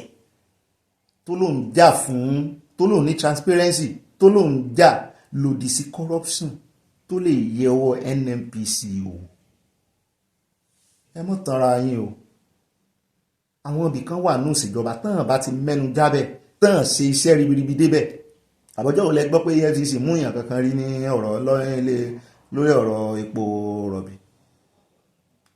Ẹ wò ó, ẹ mọ̀ tanra yín. Bàbá kan tí ń bú mi, ṣé ibo ló wà náà, ṣé USA kọ́ ló wà tó lóun wà ní New York.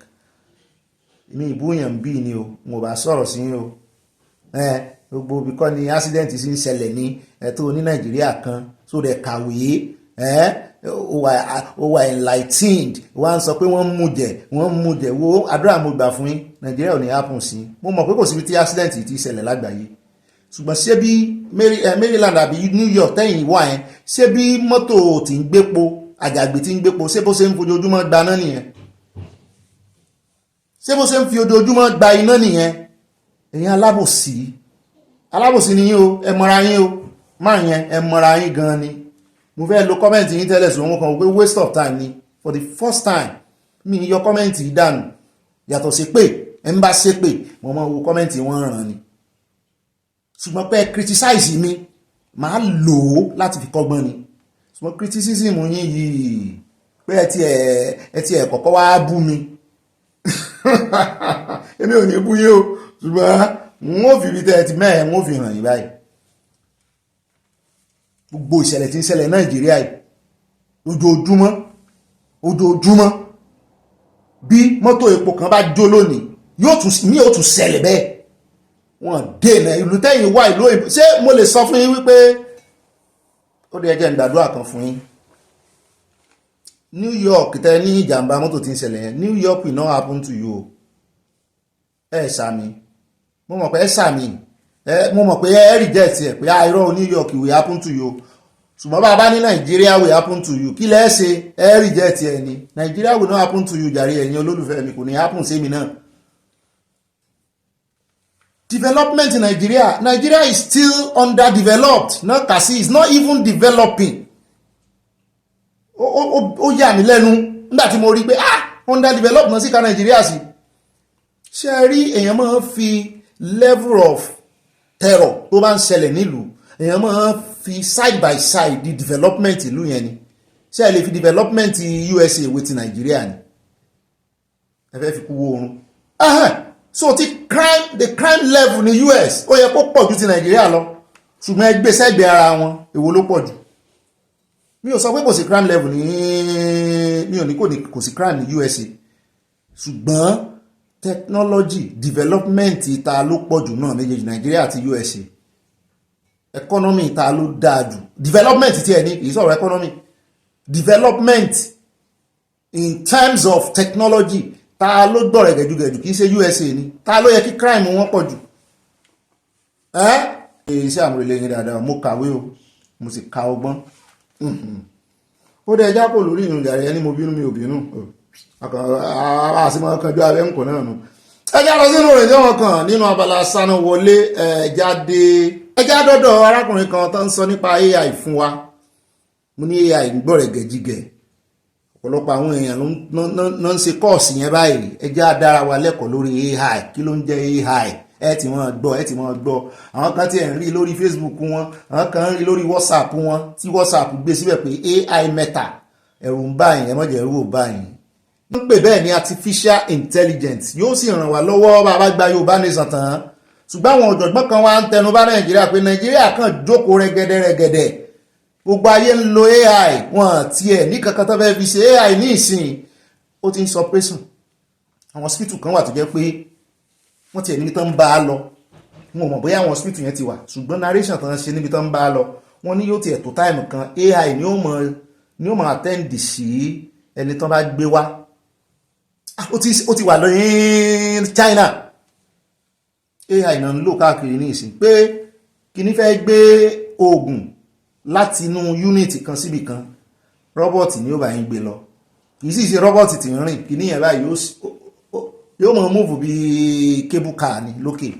àwọn tó ń pè ní AI nìyẹn artificial intelligence ó yàtọ̀ sí natural ó dá ní ìsìn ẹ fẹ́ gélá bẹ́ẹ̀ bá ń gélá lọ́wọ́ pẹ̀lú ọ̀bẹ ẹ mọ̀ sọ ọwọ́ yín àbí pé kọ́bẹ̀ mọ̀ gé yín lọ́wọ́ natural intelligence nìyẹn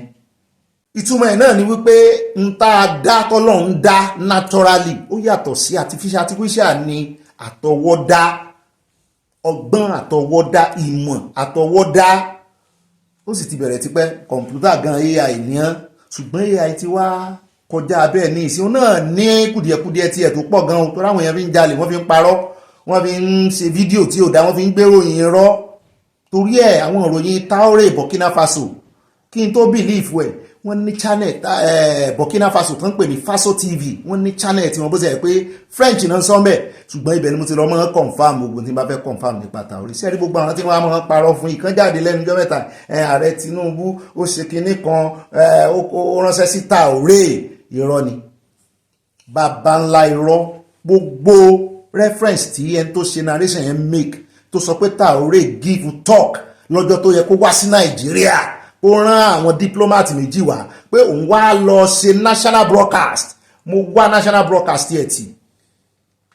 ó dá mo fẹ́ mú ọ lónìí ẹni tó ṣe narration ẹ̀ẹ́dẹ̀ lè rí fídíò ẹyọ kan bẹ̀ picture Traoré ló máa ṣe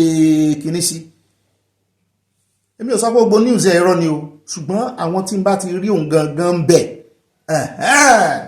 ọjọ́ tó ń sọ̀rọ̀ yẹn gan ó dà pé Traoré lọ Ghana lẹ́nu ọjọ́ mẹ́ta yẹn ó lọ Ghana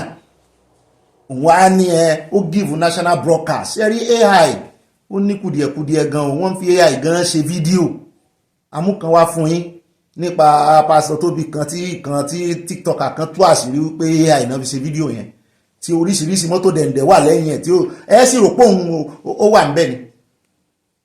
ṣẹjá sọ́ra o ṣùgbọ́n AI ń ṣe ìrànlọ́wọ́ gidigidi wọ́n sì ń rọ àwọn ọmọ Nàìjíríà náà àwọn àbágbá Yorùbá nation á lo AI gan o gan rẹpẹtẹ irú bí mo ṣe máa ń ṣe ògbùfọ̀ English ṣe èbò ní ìsìn a lè bẹ̀rẹ̀ sí lo AI ṣùgbọ́n ó ní limitation bẹ́ẹ̀ bá fẹ́ Google nǹkan ní ìsìn tẹ́lẹ̀tẹ́lẹ̀ search engine tẹ́ bá ti tẹ̀ sórí search engine kò ní sọ bó ṣe ń gbé kìíní wá ṣùgbọ́n AI ní ìsìn ni Google ń lò ẹ̀yin ẹ lọ sórí Google yín lórí laptop ẹ tẹ̀ nǹkan kan tẹ́ ẹ fẹ́ AI yóò kàn ká ó máa assimilate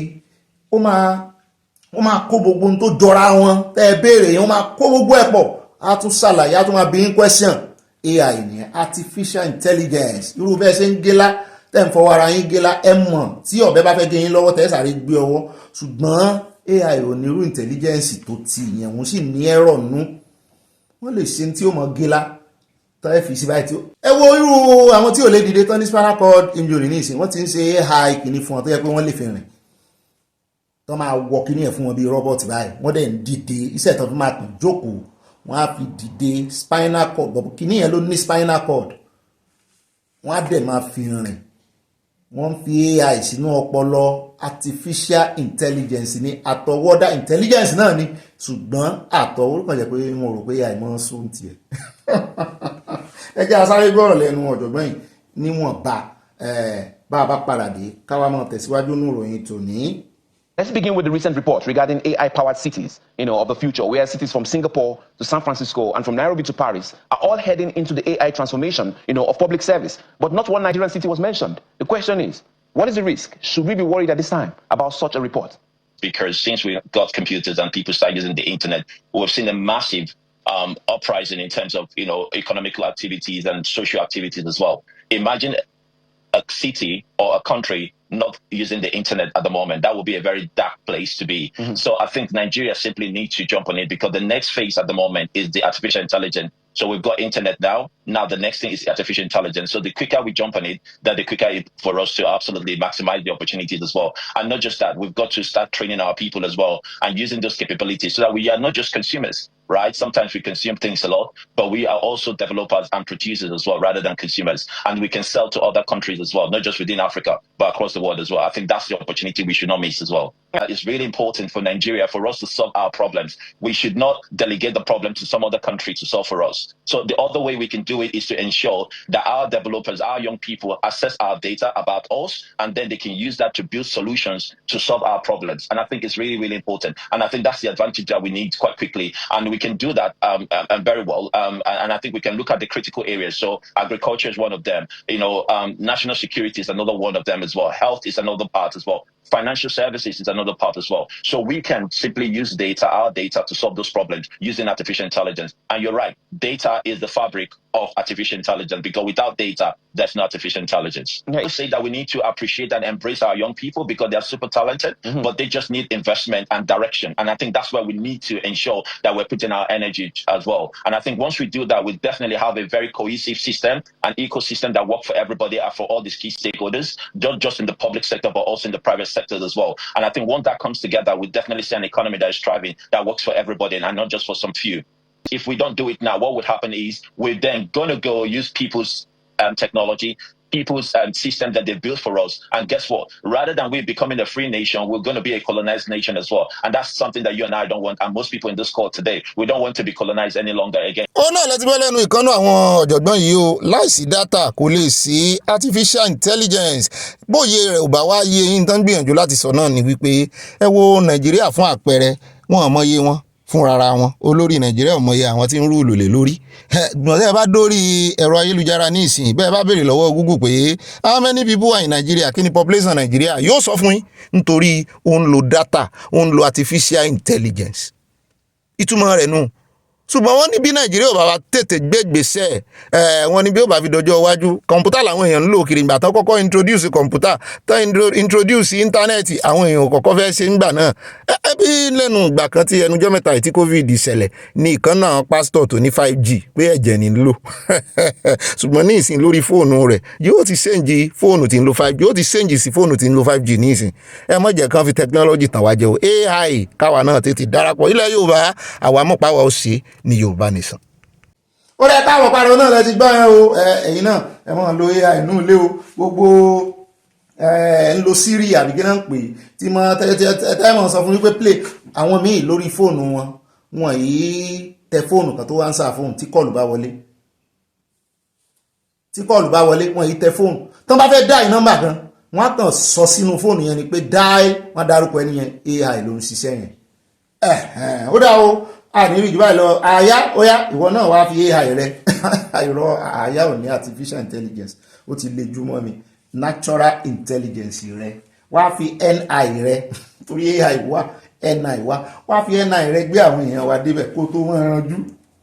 Mo kí n káàbọ̀ sábàlá yẹn olólùfẹ́ wa abala comment section. Ìyá wa Mariam Adesanya láàfi bẹ̀rẹ̀ wá fi síde ètò. Wọ́n ní obìnrin yìí jìyà. Wọ́n ní tí wọ́n bá ń jáde tàbí tí wọ́n fẹ́ lọ sí church, àwọn ọmọ wọn sọ wípé bàbá wọn máa ń na ìyá, á tún já sílẹ̀ lọ́nà. Obìnrin yìí ló dẹ̀ ní mọ́tò. Ẹ jẹ́ kó máa lọ, ìbejì níyá wọn, táyé wọn á tọ́jú àwọn ọmọ like 4 years ago. Ṣépò ti ń tọ́jú ọmọ already lẹ́ ń sọ. Ọ̀rọ̀ ńlá. Ó dá àwọn ẹja dọ́dọ̀ Mọ́ọ̀mí Gani Adétọ̀nà. Wọ́n ní sálámà lẹ́kùn Ọ̀gbẹ́ni Bọ́bí ẹ̀kọ́ ètò lórí ọ̀rọ̀ ọkọ obìnrin yẹn. Ẹni tí ó bá pààyàn pípa ni wọ́n pa o, fàkáàtì. Ó dàárọ̀ olúwàjúwàrí wa mi o, kundus to you àná àyà yọ̀ọ̀dà fún mímọ́ mi o, àtún ti jí síjì ń jẹ́ àlàyé o, wọ́n tẹ lọ́ọ̀fù sí a. Ọ̀rọ̀ yà mí Jẹ́mílà Agbájẹ́là ń lọ, wọ́n ní ẹni tó máa tọ́jú ọmọ náà ló ti pa yẹn o, ìyẹn ìyá ọmọ ló yẹ kó tọ́jú ọmọ, wọ́n ló sì ti pa kó náà kó tẹ̀lé.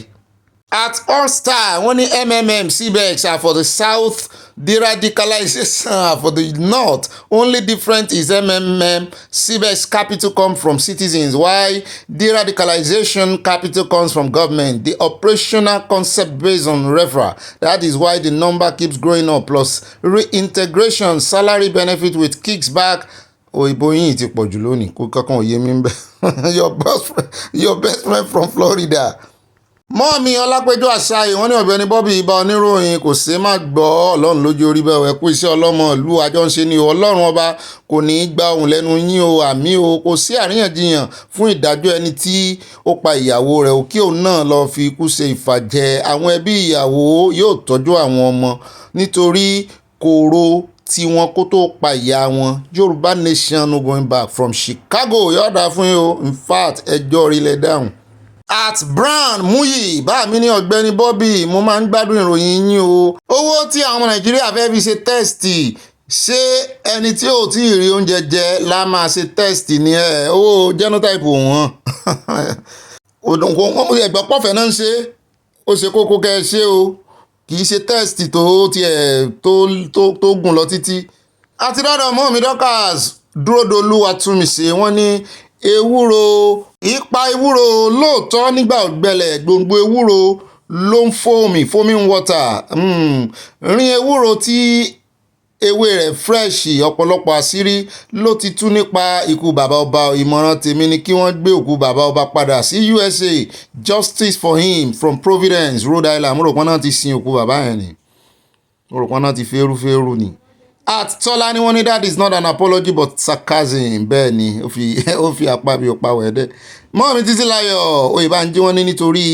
adùn ni ó ń gbẹ̀yìn ewúro ọkọ wa yóò dá fún ìmọ̀ mi o. At Bàámi Làwá Òjó wọ́n ní good evening Professor Bobby mò ń jẹ́ yín ọ̀jọ̀gbọ́n ní jẹ́ bẹ́ẹ̀ wọ́n ní ẹ kú iṣẹ́ o Ọlọ́run á máa ràn yín lọ́wọ́ àmì o àyáǹkọ̀ àyá náà wà o. mo rántí nígbà tí mo ṣe genotype test ní Nàìjíríà AD ní rìsọ́ọ̀tì tí wọ́n fún mi èmi ò gbọ́ AD rí o. AD tún wà ẹ sọ fún àyà tí ó bá lọ ṣe genotype test ẹ Nàìjíríà báyìí APC ní result tí wọ́n àyà tí ń kọ́ o ó ti lórí nǹkan bí o. Yorùbá Nation no going back bàbá mi Òjó Làwà from New York City mo gbádùn yín. ẹ̀yà dọ́dọ̀ bá mi Martin Adébọ̀wálé wọ́n ní I want to write an apology letter to my enemies should I employ wọ́n ní ṣé káwọn bẹ Senator Natasha lọ́wọ́ ẹ̀ àbí VDM abẹ́ẹ̀ rí ìkànnì wọn náà ní ẹbẹ̀ lọ́wọ́ ẹ̀ o. àti dọ́dọ̀ ìyá mi ìyá àfihàn láyé wọ́n ní ibà sojú abẹ ní kòkè àyà béèrè lọ́wọ́ Ọ̀gbẹ́ni Bobby bóyá ó rántí orin bàbá wa yẹ wá tí ó sọ báyìí pé ebi ń po lódodo bàbá wa yẹ wá mọ̀kọ́ ló kọ́ evangelist Gbénga bàbá wa Gbénga ló kọ́ wọ́n ní ebi ń po lódodo ebi ń po lódodo ebi ń po lódodo aláìṣòdodo wọn yọkùn àtàyérọ Gbóyèga kì í ṣe Gbénga bàbá wa evangelist Gbóyèga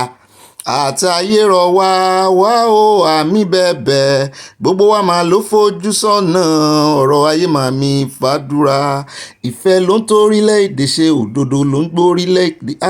orin. wọ́n láwọn olórin Nàìjíríà kò kọ́ kébí má pa àwọn ènìyàn kú o kí Olúwa gba Yorùbá Nation yìí fún wa wà mí o Yorùbá Nation no going back wọ́n tẹ lọ́ọ̀fù sí ayọ́dà fún yín orin yìí o mọ́ mi yọ̀ọ̀dà fún yín yọ̀ yẹ yín kò ní yẹ ẹ lẹ̀. ẹ já lọ sọ́dọ̀ bá mi Tèmítọ́pẹ́ Martins wọ́n ní Ọ̀gbẹ́ni Bobby ṣe ló yẹ kí wọ́n pa ọkùnrin tó pa ìyàwó rẹ̀ yẹn àwọn ọmọ àṣìáyé wọn. At Oyin Adékanyè wọ́n ní at Christy legend kí ló ṣẹlẹ̀ sí Natasha kò sí nǹkan tó ṣe yìí lẹ́yìn ẹ̀bẹ̀ yìí ni Àpábíà wá sùn fún ìbanilórúkọ jẹ́ ọmọ Yorùbá ẹ jẹ́ ká rí lé farabalẹ̀ gbọ́ apology tí Natasha ṣe o sarcasm ni ó fàpábíà òpawẹ̀ ẹ̀dẹ̀ ni. Báàmí Ọládélé Adéògùn ní Ọ̀gbẹ́ni Bobby ẹ kú ijọ́ mẹ́ta it's a pity that Nigeria is sitting on àdó olóró. How can you employ terrorists from another country into your military defence? The country is gone from Minnesota. ẹ wò yóò dáa fún yín. fún pọ́ìntì tẹ́rẹ́sì iṣẹ́ rí ọgbọ́n àríkèrèkè làwọn Fúlàní yẹn ń lò. wọ́n mọ̀ pé àwọn guys yẹn àwọn ò lè gbà wọ́n wọlé easily bẹ́ẹ̀ yẹn. àwọn náà wọ́n wá ń fi deradicalization gbà wọ́n wọlé. wọ́n mọ̀ pé wọ́n ìsọ ọmọ Nàìjíríà. ṣùgbọ́n tó bá máa deradicalize wọn tán wọ́n á wá sọ wọ́n dọmọ Nàìjíríà. wọ́n á gbà wọ́n sáwùjọ Nàìjíríà. ọ̀pọ̀lọpọ̀ wọn ìsọ ọmọ Nàìjíríà gbogbo 300,000 Boko Haram tán sọ yẹn sìn ká gbà wípé àjèjì ní gbogbo wọn ṣùgbọ́n nígbà tán máa deradicalize wọn báyìí wọ́n ti sọ wọ́n dọmọ. ẹyẹ wá sẹ́ ti ríṣẹ́ tí comment section ṣe ọgbọ́n mi ò débì bàbá mi sì gbé wọ́n sì extend ọgbọ́n mi nígbà téèyàn bá fa rọ́bà wọ́n sì extend ẹ̀ débẹ̀ gbogbo atótónu tí mo ṣe lórí ẹ̀ lánàá mi ò sọ̀rọ̀ débì yóò dáa fún yín bàbá mi. ọ̀dọ̀ Prince Bello là ń lọ wọ́n ní ẹ ṣé o ẹ kú iṣẹ́ takuntakun Natasha ohun tí ó yẹ kí ó ṣe láti ìbẹ̀rẹ̀ àwọn Boko Haram ṣe bí àwọn ọmọ wọn ni Natasha ò bẹ̀bẹ̀ o ẹ farabalẹ̀ gbọ́ ẹ̀bẹ̀ tí Natasha bẹ̀ o ó fi àpábí òpawẹ̀ ẹ̀dẹ̀ ní o. ọ̀rọ̀ mọ́ mi mébẹ̀rẹ̀ akínbọ̀bọ̀ láláwà báyìí wọ́n ní ẹkú iṣẹ́ Ọ̀gbẹ́ni Bobby báwo lẹ ṣe parí ọ̀rọ̀ àpábí àti Natasha ẹni tí kò mọ àwọn Nàìjíríà politician ló máa ń gbèjà wọn. ìkan òsẹ́kan ni wọ́n I said it before Natasha sì ń fi ojú àpábí ògbólẹ̀ lọ o. mọ́ mi mo súnmọ́lá olúwo tèmi nìkan ní Ọ̀gbẹ́ni Bobby tèmi nìkan 300 repentant 300 kọ́ 300,000 ni mọ́ mi Boko Haram níbo ni wọ́n fẹ́ kó wọ́n sí ṣé inú iṣẹ́ ológun náà ni àmọ̀ ṣe nǹkan báyìí o lọ́wọ́ èmi ló kàn Olúwa jọ̀ọ́ mú Yorùbá nation jáde kúrò nínú Nàìjíríà yìí o ọ̀pọ̀lọpọ̀ àwọn 300,000 yẹn àjèjì nìyẹn tán sọ wọ́n dọmọ ẹjẹ́ àlọ́sọ́dọ̀ mọ́ mi Fausat Garba àwọn ní ìbàlẹ̀ jẹ́lì ó dára kí wọ́n yẹgi fún ọkọ obìnrin yẹn Ọlọ́run á wo àwọn ọmọ rẹ̀ kí òbí náà sinmi ìbàjẹ́ irú kan ni gbogbo wọn nítorí ààrẹ tó fẹ́ jẹ ló ṣe ń ṣojú ayé àwọn ọ̀kánjúà gbogbo wọ́n tẹ lọ́ọ̀fù pọ̀ sí Yorùbá nation not going back. at Maggie Fuid wọ́n ní Bobby olóyè rẹpẹtẹ bá mi mò ń jẹ́ ìròyìn òní sórí àgbàkodò láti gbọ́ pé foreigners tí wọ́n ní audacity boldness láti wá kọlu ìlú onílùú wá di sójà ìlú abẹ́ẹ̀rí the coffee that countries bring today she will drink tomorrow wow. wọ́n ní ọkọ olórin yẹn ló pa ìyàwó ẹ̀ Ọlọ́run yóò tọ́jú àwọn ọmọ wọn our unique Bobby àyà up you too sir bá mi wọ́n tẹ love sí àwọn Atlanta GA. àti wà lọ́dọ̀ mọ́ mi ṣe ọlọ́dún mọ́sùn wọ́n ní láíláí ni tó pààyàn pípa ni ẹ̀ pa domestic abuse ni is a no mọ́ mi ò tiẹ̀ gbójúbọ̀rọ̀ lórí ẹ̀ rárá wọ́n ní kò sọ̀rọ̀ lórí ẹ̀ ẹ̀ pa ni capital no méjì náà kọ́ bẹ́ẹ̀ ẹ̀ wà rántí fi lọ́ọ̀fù sí a ó ká yín lára ni mo mọ̀. báàmí Akínyẹmí ò ní ó mọ̀ sọ́wọ́ àwọn ọkùnrin lónìí wọ́n ní ẹ̀lú Ọ̀gbẹ́ni Bobby mi ẹ jọ̀wọ́ ẹ bá wa sọ fún Aláàfin kí ó ṣe ìwádìí ọ̀rọ̀ àwọn tí ó na bàbá yẹn pa kókó ọ̀rọ̀ nìyẹn ò kí ara wọn gan lè mọ abẹ́ẹ̀ rí yọ̀ọ̀dà fún yín lẹ́ẹ̀kan sí i kò ní yẹ ẹ̀ lẹ́ẹ̀ fún yín Aláàfin ọ̀wọ́ adé ẹ ṣe ìwádìí àwọn tó na bàbá ọba ẹ mú wọn jáde kan wá sọ tẹnu wọn wọ́n bá sì sọ tẹnu wọn wọ́n bá dárúkọ ẹ̀yin náà sí kò ní í dá o ṣùgbọ́n n tó lè mú yín wẹ̀ mọ́ díẹ̀ náà ni pé kẹ́ ẹ gbé ìwádìí dìde gbogbo àwọn tán ó lè mọ́ sojú yín bóyá ta nígbà tẹ́ ti tì wọ́n bọ́ta tán náà nà wọ́n àwọn excuse fún yín ni o bóyá ẹnìkan lé wọn bọ́ta nígbà tẹ́ ti rí tán ń rìkọ́ọ̀dù ẹni lé wọn bọ́ta èmi náà lè ṣe kémi àti ẹjọ́ máa sọ̀rọ̀ kó wá máa dọ́gbọ́n rìkọ́ọ̀dù níbí tó bá ń báyàn sọ̀rọ̀ bí tí n bá pè ọ́ tí n bá fẹ́ fi kọ́ọ̀lù mi sí spíkà máa sọ fún ọ wípé spíkà ló wà o ó lẹ́tọ̀ọ́ wọn kì í eavesdrop sínú confidential ó lọ bá Aláàfin bàbá ìbá ṣe ikú tó kú péjọ ìbámọ̀dé kóòtù yóò mọ̀ fẹ́ jù ó lẹ́tọ̀ọ́ àti lọ mọ́ public place ó lè mú fóònù jáde kó ya àyàn ṣùgbọ́n nínú ìyẹ̀wù oníyẹ̀wù bàbá sì sọ ní ìsìn wọn ni àti mọ̀ náà ẹ̀yìn Aláàfin lọ wà ṣùgbọ́n àwọn òníyé sòótọ́ ó lẹ́tọ̀ọ́ àti lọ sínú confidence ọ̀rọ̀ wo náà wá ń sọ tó ń ba Aláàfin lẹ́rù ó lẹ́tọ̀ọ́ ẹni tí ìsọba gan tó dọ́rẹ́ rẹ kó wá lọlé rẹ̀ kó rè mọ́ dọ́gbọ́n rìkọ́ọ̀dù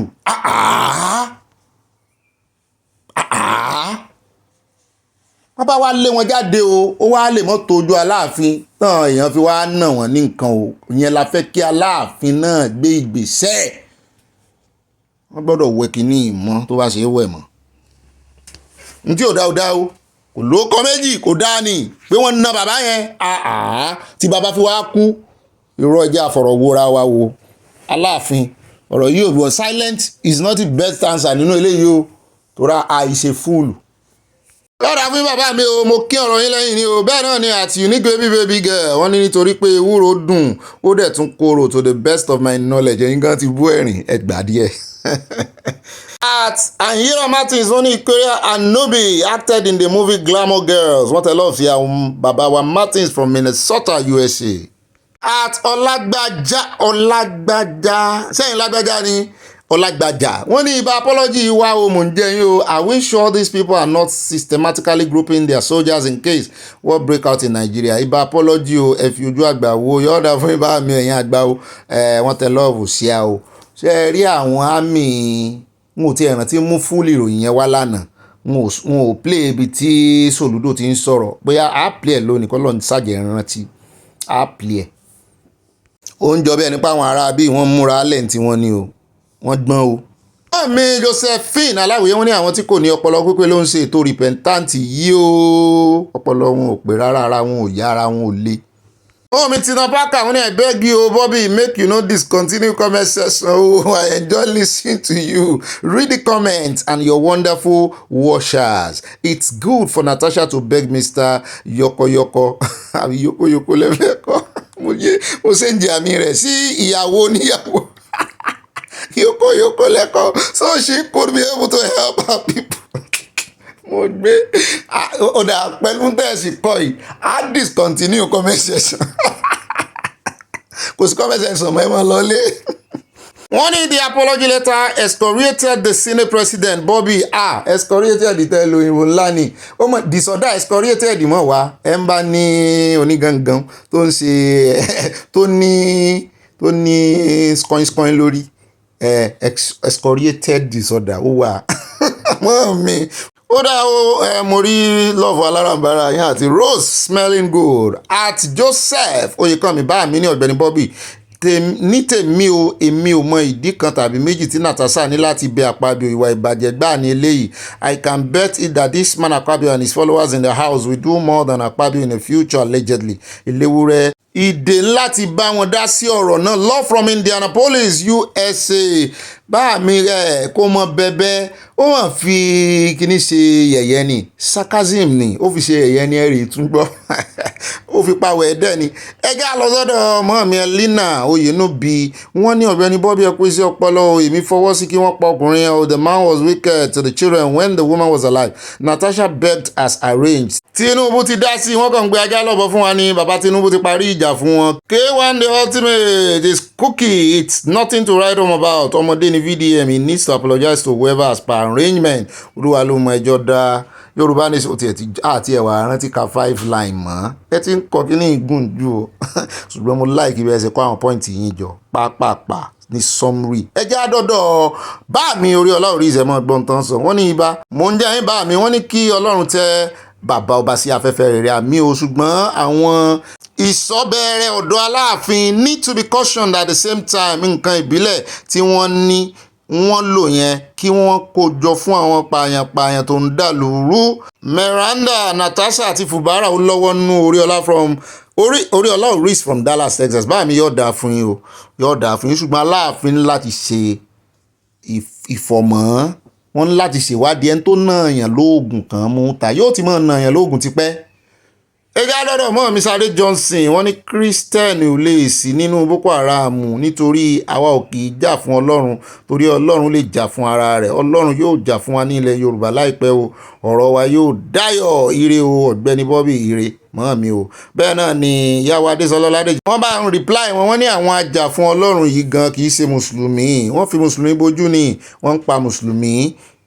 ilẹ̀ ni wọ́n fẹ́ gbà. Bẹ́ẹ̀ náà ni ìyàwó Christiana Tolúwalàṣẹ wọ́n ní Ọ̀gbẹ́ni Bobby òṣìnàṣí jìyà kú ní o ọkùnrin yìí a máa sọ fún àwọn ọmọ rẹ̀ pé ẹnikẹ́ni tó bá sọ fún pásítọ̀ pé òun máa ń na màmá yín òun á pa ọmọ náà ni wúmà yẹn jìyà ìrere kú ní o. Ọkàn tó bá ṣẹ̀ kíkú ni yóò kú o. Bó tiẹ̀ tún máa ń threaten àwọn ọmọ yẹn. Bá mi Àbáyọ̀mí Orúfàì wọ́n ní Ọ̀gbẹ́ni Bobby àti Àyà akáàbọ̀ sórí ètò wa lónìí òun like bẹ́ẹ̀ sí kóra yín mọ̀ akáàbọ̀. Ọ̀gbẹ́ni gómìnà yẹn ò mọ nǹkan tó ń sọ rárá. Gómìnà Èkìtì ní ọmọ tí ń sọ really let him point out one thing he has done in his own state not to come and talk of the federal. Ẹ já rọ́dọ̀ bá mi o fọlọ́nsọ́ta nímọ̀ làkò sí èèyàn kan wọ́n ní Ọ̀gbẹ́ni Bobby ibà current affairs ẹni ayé ń fẹ́ kì í lárùn lára o Ọlọ́run nífẹ̀ẹ́ rẹ̀ àwa ọmọ Yorùbá nífẹ̀ẹ́ nífẹ̀ẹ́ rẹ̀ èmi àti ẹbí mi ń gbádùn ẹ Yorùbá nation no going back wow bá mi ọ̀dà fún èmi náà ń gbádùn yín o mo sì nífẹ̀ẹ́ yín délẹ̀ dénúdénú ni wọ́n kó nǹkan panu ránṣẹ́ sí mi o. bá mi oríṣiríṣi ọlá tún pàdé ń bí mo fẹ́ kẹ́ ẹ gbọ́ ilé yìí o mo rò pé òun gan ni tẹ̀kan tí mo kọ́kọ́ wọ́n ní bá confam ẹ̀ ṣé ẹ mọ̀ pé ìtumọ̀ ẹni tí ó bá ní oríṣiríṣi genotype ní ẹ̀mẹ́ta ni pé ká ní ó jẹ́ obìnrin ni aṣẹ́wó ni kì í ṣàṣemì lẹ́ ń bá wí aṣẹ́wó ni kò bá yá ṣùgbọ́n bó ṣe jẹ́ ọkùnrin yìí ẹnu dùndú yọ lọ́mọ yá o ẹ jọ̀wọ́ ẹ sọ fún olórí Nàìjíríà pé mass burial ground ni wọ́n ń kọ́ sílẹ̀ pẹ̀lú àwọn tí wọ́n ń lò tán lọ repent pẹ̀lú àwọn tí wọ́n ní wọ́n ń parí ìjà fún orí ọlọ́run reach from Dallas, Texas ibi tẹ́ ẹ parí ẹ̀ sí ìrònú ńlá ni o mass burial ń kọ́. ìyá mi Fọlákẹ́ without angels wọ́n ní Ọ̀gbẹ́ni Bobby ọba òwò adé dẹ̀ ń wòran tí wọ́n fi dáràn sí lọ́rùn. ọjọ́ wo ló dórí oyè tó fi gba orúkọ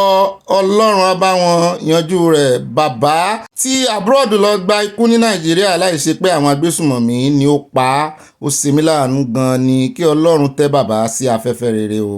àmì o ó ṣe mí gan láàánú ni o ó ṣe mí láàánú gidigidi ni Aláàfin àtòmò àti sódà ẹ gbìyànjú tẹ́ fi fọ orúkọ yín mọ́ ni o ẹ mọ́ wòra yín ràn o mọ́ jẹ́ kankan tàn yín o. bẹ́ẹ̀ náà ni àtìyá mi Nix Elegance wọ́n ní Ọ̀gbẹ́ni Bobby mi wọ́n fàágùn mo ń jẹ́ ìmọ̀ mi Yorùbá ò ronú nígbà tí Fúlàní ń kó gbogbo nǹkan kúrò lẹ́kọ̀ọ́ lọ sí Àbújá Yorùbá dákẹ́ nígbà tí Babangida da ìbò rú ní 1993 Yorùbá dákẹ́ nígbà tí Buhari ti sẹ̀mẹ̀ bọ́dà tó sì ti òkè ọya fún àwọn Fúlàní tiẹ̀ àwọn ti Nìjẹ̀ Mali àti bẹ́ẹ̀ bẹ́ẹ̀ lọ láti máa wọlé láìsí ìdíwọ́ Yorùbá dákẹ́ ṣé àfiṣe lọ̀rọ̀ Yorùbá ni ṣé ọ̀kẹ́ kan Boko Haram tó ronúpìwàdà sí ọmọ Nàìjíríà ni wọ́n ní tí wọ́n fi fẹ́ kó wọn sínú ológun kí ló dé tí wọn ò dá wọn padà náà fẹ́ kọ́ ogun mọ́ mi ṣùgbọ́n kọ́mẹ́ǹtì yìí mú ọgbọ́n wá ń táwa náà ń sọ náà nu Yorùbá dákẹ́ ọ̀rọ̀ ńlá lẹ sọ yẹn o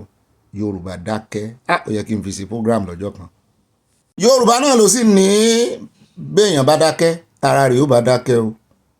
tara wọn ti ń bá wọn dákẹ́ báyìí ṣùgbọ́n àwọn ò ní dákẹ́ torí ẹ̀ la ṣe ń pariwo tá à ń fẹ́ fún tò lójoojúmọ́ tá a sì ń tẹnu mọ́ wọn lẹ́jọ́ wá pọ̀ jù àánà dán lóhùn a ní ìsọ àtẹnumọ́ràn ìjóná ẹjẹ́ àdọ́dọ̀ mọ́ mi Olúṣọlá Adébáyọ̀ wọ́n ní ìgbéraga Wàsíù yẹn pọ̀ lápọ̀jù tá a ní kò sáì mọ̀ wípé Kollington ní bàbá fújì ní gbogbo àgbáyé kí ó lọ jókòó jẹ́ ojú ara rẹ̀ lójú púpọ̀ kí olówó ṣọ́ra nítorí àyípadà wà fún tálíkà. àyípadà olówó ni ò sì dá nítorí kò ní ìdọ́lọ́run àbí yóò bá padà di tálíkà sì rèé bí yóò bá yí padà yóò dolówó. ìyá mi Yẹmí Ige wọ́n ní ohun tí inú mi dùn sí nípa gómìnà Èkìtì ni pé ó ń sanwó òṣìṣẹ́ déédéé ó sì tún ń sanwó pẹ́ńsàn àwọn òṣìṣẹ́ rẹ̀ ní ẹsẹẹsẹ fún èyí mo gbé gbòòsà fún un. at Joseph Jalade wọ́n ní glamour girls ibẹ̀ ni arábìnrin òṣèré tá a mú àfihàn lánàá tó bí ọmọ tó jẹ́ SS tó sọ experience ẹ̀ fún wa ara eré tó ṣe rèé. ìyàwó Esther tó sọyà wọ́n ní kò yẹ kí wọ́n kó àwọn ọmọ yẹn fún un ó yẹ kí wọ́n pa bí ó ṣe pa ìyàwó rẹ̀ tí ó bá fẹ́ ẹlòmíì ẹni tí ó bá fẹ́ ó lè lọ́ọ́ máa ṣe àwọn ọmọ yẹn bó ṣe wù ó. wọ́n ti ní kan lọ pa ta ló fẹ́ mọ́ nísìn òun kò lè rí èèyàn ṣe ṣàkúṣàkú mọ́.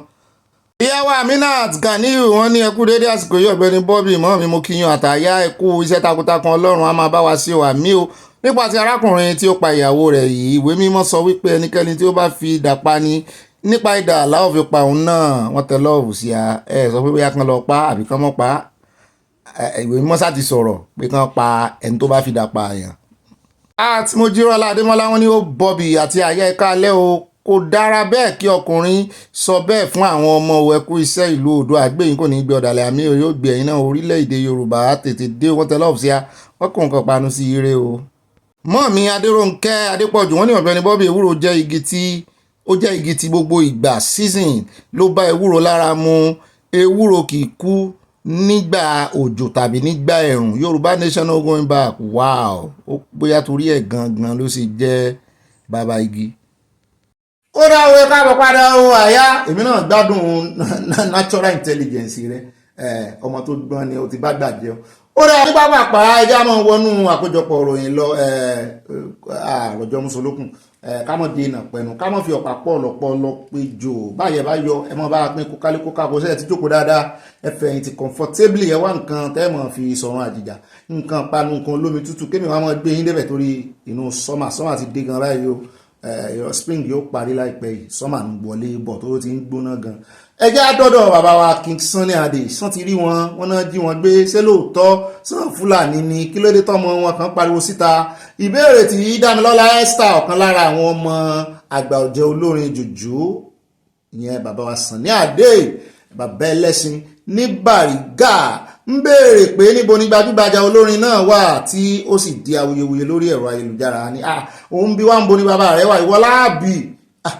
ó ní Esther kọ oríṣiríṣi nǹkan sójú òpó Instagram rẹ̀ pé òun kò lè bá bàbá òun sọ̀rọ̀ torí òun kò mọ ibi tó wà gan-an kódà ó tún fẹ̀sùn kan Dayọ̀ tó jẹ́ ọ̀kan lára àwọn ọmọkùnrin King Sunny Adé wípé òun ló gbé bàbá òun ní pápámọ́ra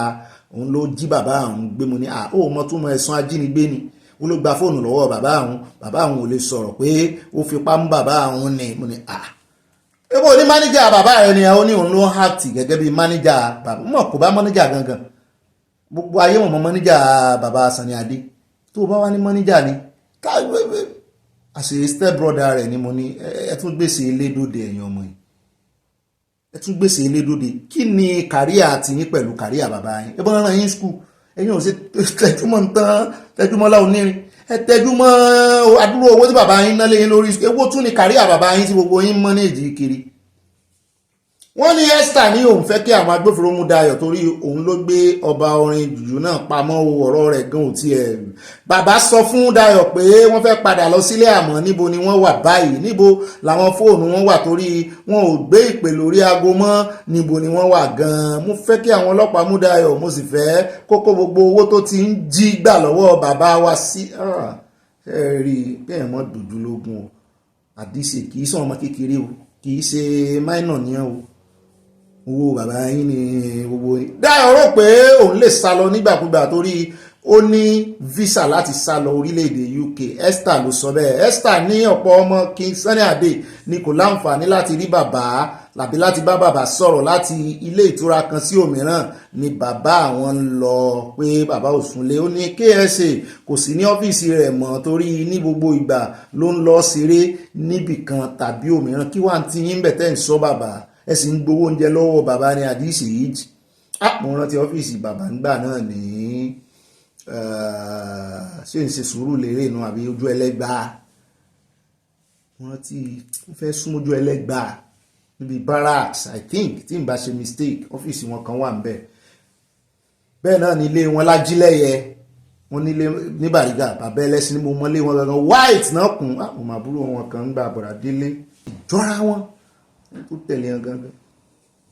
ó ní KSA kò sí lọ́fíìsì mọ́ òfin bàbá rẹ̀ lẹ̀ kò sí ní tí ó sì bàbá rẹ̀ Esther ní Dayọ̀ tó ń ṣe bíi mọ́níjà KSA kò jẹ́ kí bàbá olórin náà sinmi o kò yẹ kàn lójú bàbá àwọn ńlẹ̀ ọmọbìnrin náà sọ pé KSA ní láti sinmi torí ó ní oògùn tó ń lò tí dókítà fún un àti pé dókítà tún sọ fún un kó máa sinmi torí ó ti dàgbà nítorí ẹni ọdún 82 ni bóyá fẹ̀lú sì wà ń bẹ́ o kò fẹ́ kí bàbá àwọn tètè lọ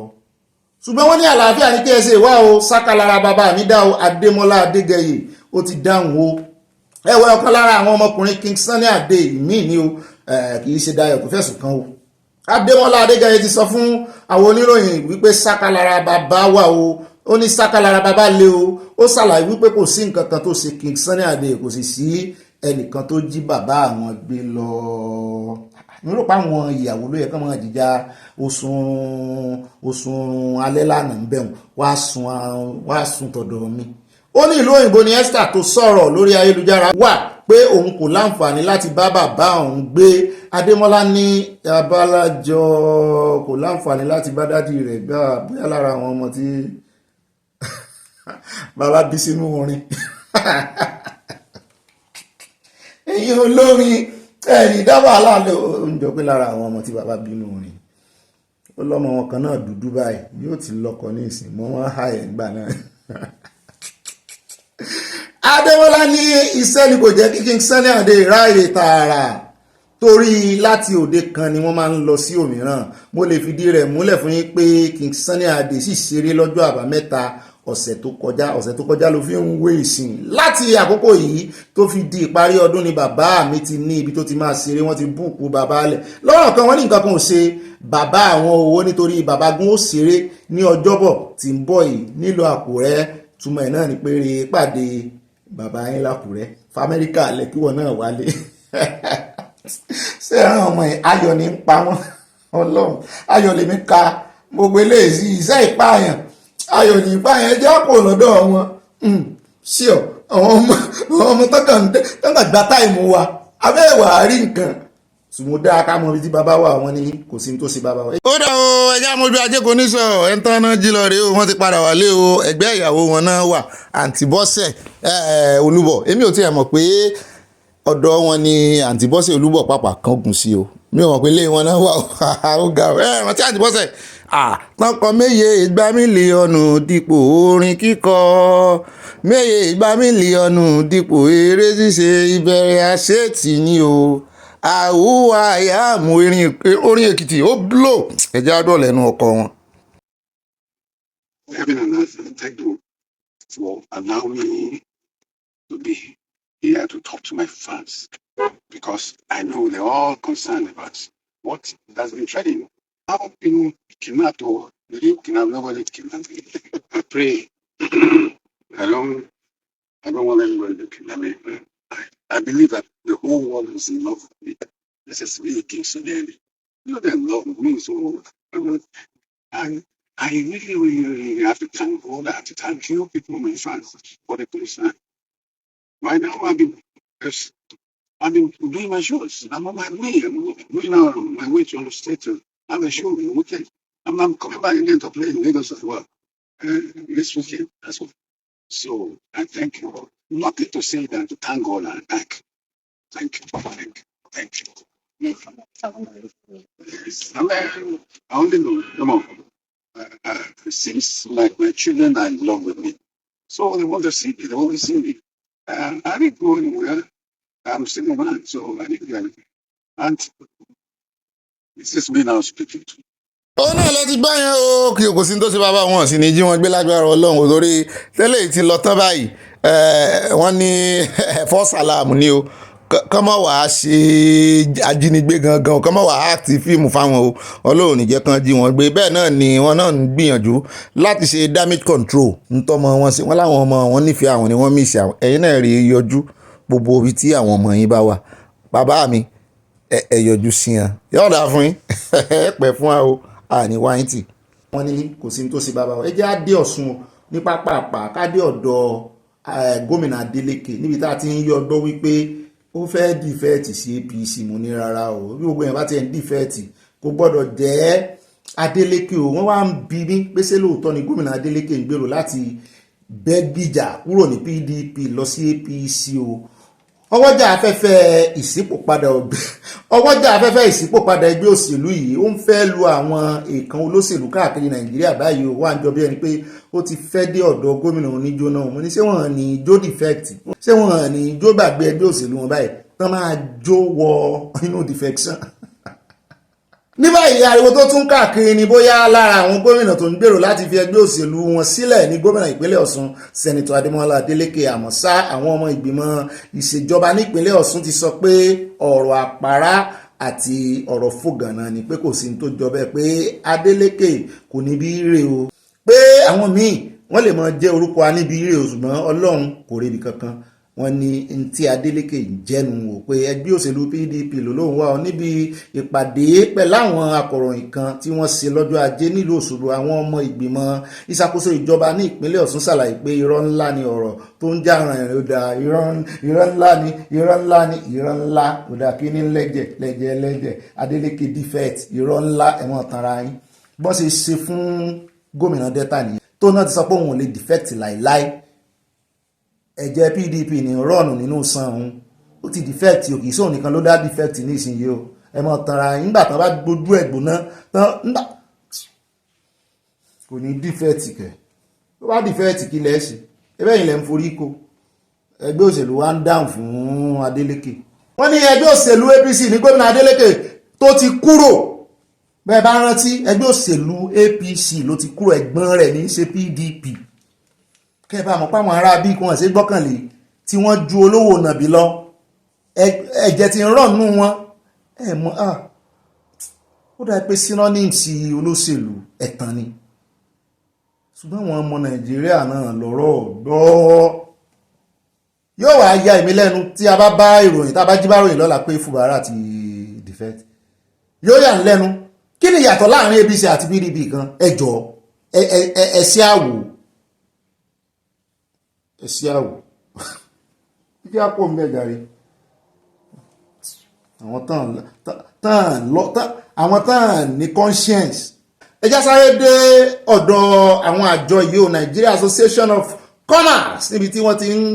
ké sẹ́yìn ọmọ Nàìjíríà wípé ẹ kú àfojúsọ́nà. mo ní àfojúsọ́nà kí ni? wípé sẹ́mi ò gbọ́ wípé World Bank ríran sí Nàìjíríà. mo ní ìran kíran mọ̀ nìyẹn, àti rí búùkù ẹ o. wọ́n lá àwọn wá tún fi tó yín létí wípé bẹ́ẹ̀ bá rí búùkù ẹ ẹ̀wọ̀n bá ṣe mọ́ sọ wípé mo lékú lọ mo lárùn lọ, ẹ mọ́ ti padà sórí àwọn olórí yín o. wọ́n láwọn gangan náà mú ìdá olójú méjì dání o,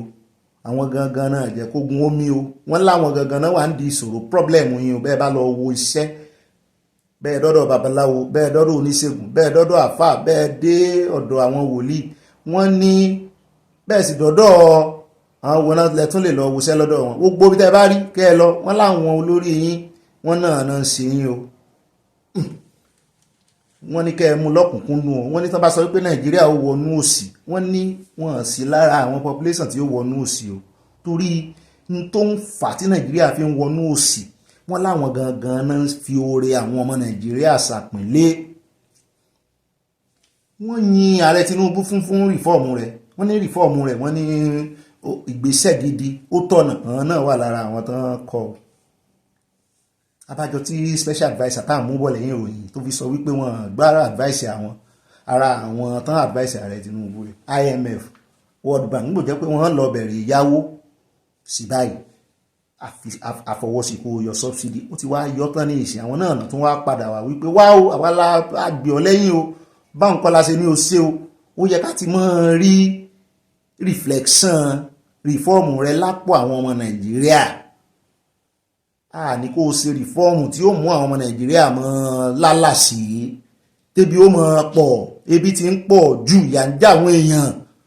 wọ́n ní it's okay, it's alright, ó dáa, ibi tí advice yẹn náà ti ń wá. ẹ bá ń tẹ̀sí ilé agbẹ́rẹ́ jẹ́ agbọ́rọ̀ lẹ́nu ọ̀jọ̀gbọ́n yìí. The government in the last 2 years has made various bold moves to improve the environment. But however, despite the increase, because when they took over, it was almost above 90%, the revenue ratio to interest rates they were paying. But now they'll be able to move it to about 62%. That in itself is a serious enhancement and a credence to the policies they are implementing. But however, while we are moving very well, we've had a budget surplus of $6.8 billion. The poverty index has been growing. So which means the real people, the real Nigerians are not getting any benefit. And with the current projection, it's really alarming. And there's something in that report that said the government needs to urgently, it's not just a matter of this thing. What it means is, since they've been doing it alone by themselves, it did not work. They need to work with the private sector and stay as regulator, provide an enabling environment for businesses to thrive. If they do that, and they can sit back and collect their taxes from our profits. But what they've tried to do is to try to do it themselves. It's analogous to a situation in the hospital. No matter how good you are as a doctor, you must listen to the patient. We, the Nigerians, are the patients. And the private sector who has invested is saying, we are ready to partner with you. And that is the basis for the suggestions we've made. We made these 13 suggestions. One is the targeted economic stimulus. What we mean by that is we should look at it sector by sector, find out where we have challenges. Instead of sending money, 50,000 naira, the way they've been doing it to people which have not yielded anything, we can use our cooperatives, you can use our platforms and give us a target. Train 5 million Nigerians within this space and make sure you put them on stipends so that while they are training, we are skilling them up, then they will come out and better entrepreneurs instead of just sending money without any objective. And that is why you've seen from our recent, not too recent time, we heard that there are even corruption at the point where these monies are disbursed. So it's important that you find a way that is sustainable, that can create more entrepreneurs out of that. Then we also need to boost agriculture. The current effort where the government seems is competing with the private sector, going abroad to order for equipment and materials without input from the private sector. Take, for example, the recent decision to ask for them to provide incentives for people to import some agricultural products. They did not give those contracts or the licenses to people who already invested in that sector. And we had a lot of complaints and reports from our members that those importations would destroy their own efforts they've already made. If that kind of concession were given to them, the excess profit they probably would have made would have been applied for them to reinvest in that sector. And we also need to, we'll talk, the third one was to expand the microfinance access. What we have currently is, especially for our youth, there is no loan anywhere. And that's why we're having JAPA.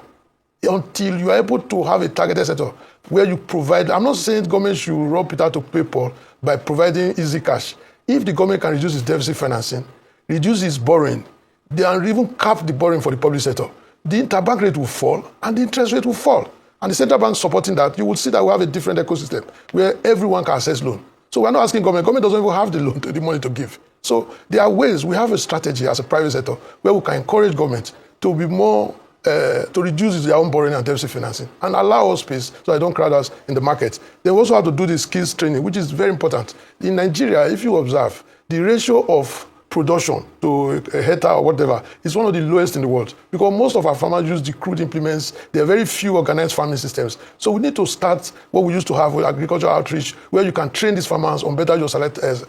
fertilizers, unnecessary fines, like the federal FCCPC just fined $220 million on Meta. How can you justify that? That can only scare away industries. And they've already told us in 6 months' time, we won't have access to WhatsApp. So we need to have a coordinated approach. They should have industry input before they do make some of these decisions. We don't know the basis, but I don't think it's the right way to go. ṣé ti gbẹ́ o lára àròyìn tán fún wa tẹ́tí mi kàmbẹ̀ òun ni ti WhatsApp wọ́n ní WhatsApp fẹ́ fi Nàìjíríà lẹ́yìn the next 6 months. Oṣù mẹ́fà sí ìsìn. Kí ló dé Facebook ló mọ̀ ní WhatsApp àbí WhatsApp ló ní Facebook wọ́n ṣàjọ ní Meta níyàláyà wọn tó dá wọn lẹ̀ ṣùgbọ́n ọ̀rọ̀ yóò le o pàápàá jùlọ Nàìjíríà ti gbàgbé ń tójú wọn rí ń tí mínísítà eré tí mínísítà sákiri mo ti ẹ̀ wo fọ́nrán kan tí ìkànnú àwọn ọmọ Àfọláyàn àbọ̀dá wọn gangan tí wọ́n ṣe bẹ̀bẹ̀ hùn Bàràkúnlé Àfọláyàn tán bá olórí Facebook sọ̀rọ̀ Zuckerberg àṣà wà lára àwọn tí wọ́n bá Zuckerberg sọ̀rọ̀ wípé kí monetization kó wá sí Nàìjíríà lórí Facebook wọ́n fún Nàìjíríà tẹ́lẹ̀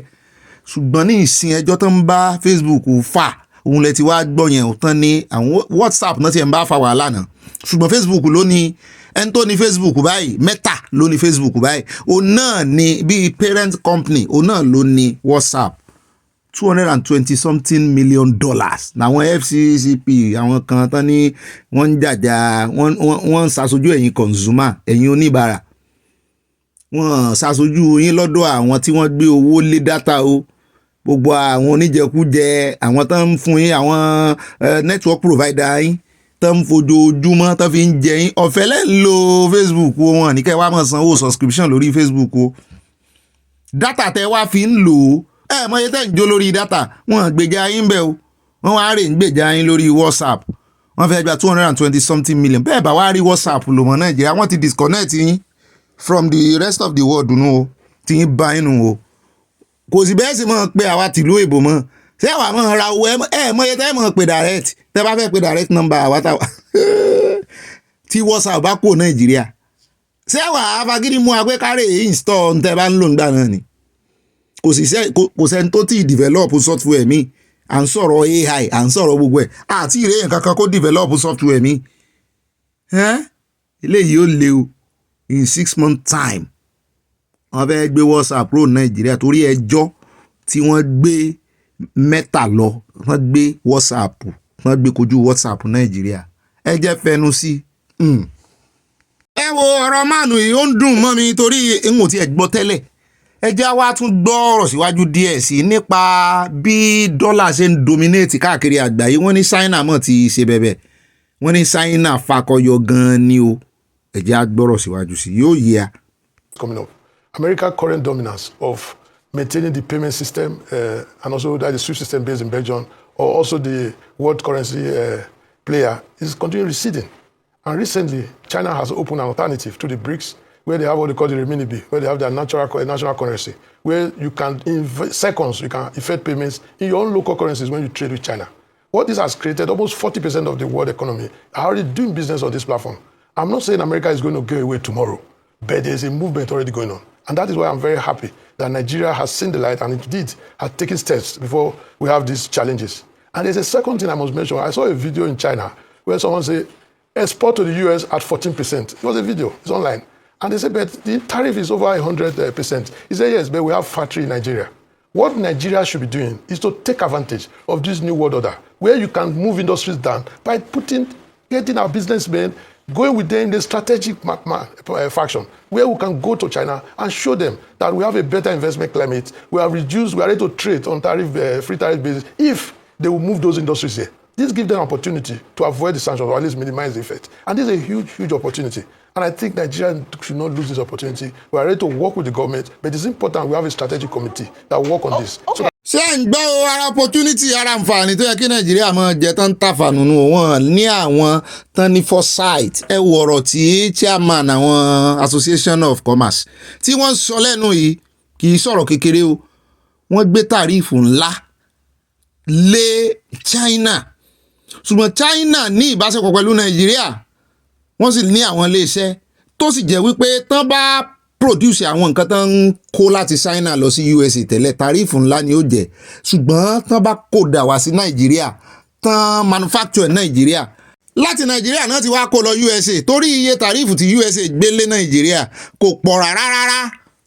kò sì sí ìwọ́n kàn jí lọ́jọ́ kan ní US ó mọ̀ lálàá wípé sàn jí lójú àlá ni ṣé Nàìjíríà ti ń ṣe electric car ni àwọn ò ní mọ̀ a ti ṣe tán ká tó mọ̀ wípé China ní bá yín ṣe ṣùgbọ́n Nàìjíríà made náà pé torí Nàìjíríà ó ti tọwọ́ bọ̀wé pẹ̀lú wọn wípé wá Nàìjíríà made la máa pé wọn ní mọ̀ pé China ló wà lẹ́yìn ẹ̀ àṣẹ̀yìnwá àṣẹ̀yìnbọ̀ tó wá ṣẹ̀ tí tó ti meet up pẹ̀lú standard abẹ́rẹ́ iye tí China ó ṣe ẹ̀wọ̀ iye tí Nàìjíríà náà tí Nàìjíríà ó become ṣùgbọ́n àwọn olórí yín wọn ní foresight yóò dá fún bàbá wa àfẹ́ pẹ́ jù lọ́dọ̀ yẹn ṣeun tẹ́ ẹ já wa sáwọn kìíní. ó dẹ̀ káàbọ̀ padà sọ̀rọ̀ rẹ̀ mú yẹ̀sì wá ẹ̀já wa dọ́dọ̀ special adviser bàbá Akeem Ahmed tó fipò lẹ̀ tó ló ń jáwé fún ààrẹ Tinubu bí ìgbà tíyàwó bá jáwé fọ́kọ póun ò ṣe mọ́ òun ò advice wọn mọ́ nítorí wípé orí pépà ẹ̀sìn inú ìwé náà ń fi òun ṣe gẹ́gẹ́ bí adviser wípé wọn gbọ́ràn sí òun lẹ́nu kílẹ̀ wá fóun joyè sí nígbà wọn wá sì fèèyàn joyè àwòdì yóò sálẹ̀ ìgbẹ́dìyẹ ẹdìyẹ mélòó lòun ti wá gbé l'Aso Rock bóun ṣe ń advice yín tó adviser ààrẹ yín tó ṣẹ̀ṣẹ̀ kọ̀wé fipò sílẹ̀ Akeem bàbá Ahmed ti gbóhùn sókè o ó ní orí ìwé ní iṣẹ́ òun mọ ló ti ní ìṣùgbọ́n lójú ayé ó ní kò nípa kankan mo ní ṣé ohun tó ń sọ ni wípé gbogbo ọjọ́ rẹ àti iṣẹ́ rẹ ní Aso Rock ó dàbí ejò tó kọjá lórí àpáta tí ò nípa ni. àyà ni ọ̀gá mi ṣé bẹ́ẹ̀ náà mo dárúkọ Aso Rock ní ìsìn ẹ mo ní àpáta is rock náà àpáta Aso Rock àpáta rock àyà mo ti gẹ́ẹ̀tì ṣẹ̀ra ìyá torí pé mo kò wí pé bí ejò tí ó rìn lórí àpáta tí ò nípa Aso Rock làpáta téjò ti rìn tí ò fi nípa pé ìwọ ibẹ̀ ló ti ṣiṣẹ́ tíṣẹ́ rẹ ò nípa àyálẹ́sùpòwe ó ti yá ń bá mi times square wòbí tá àyá gbé ọ̀rọ̀ mi lọ.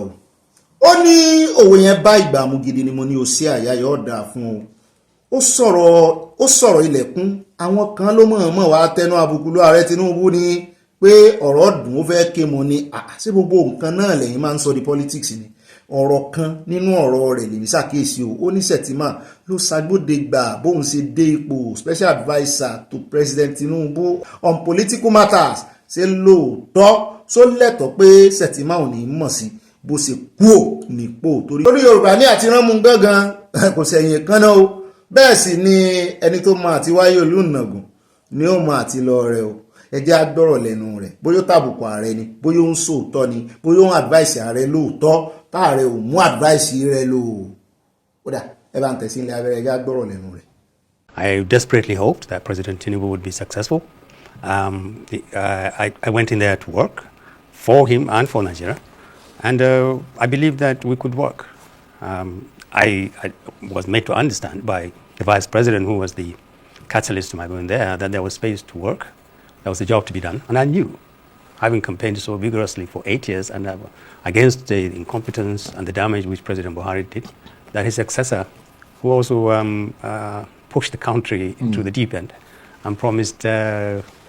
something close to a revolution as President Tinubu, was going to follow through and really take Nigeria through the revolution and change it, at least in its first term. So I went in there with high spirits, and unfortunately it didn't work out. On paper, it was a great job. I mean, it was a huge responsibility. To be the political advisor to a president in the office of the vice president was an enormously important job on paper. But it depends on if it's actually actualized in real life. It wasn't. It was very frustrating. And are you saying that they were not listening to you, or there was never any opportunity to actually exercise the role that you were put there to play? That was really, you have to understand the structure of the Nigerian presidency has been virtually the same for the last, maybe since 1999, maybe even during the military times. The number two is always at a certain disadvantage. So much of what the number two does depends on the chemistry between one and two, the configuration, the power dimensions, the nature of the cliques around the president. So much depends on what the number one does. And if the president doesn't really feel that the office of the vice president is not central to his success or useful, you just set it up. We've seen that many times.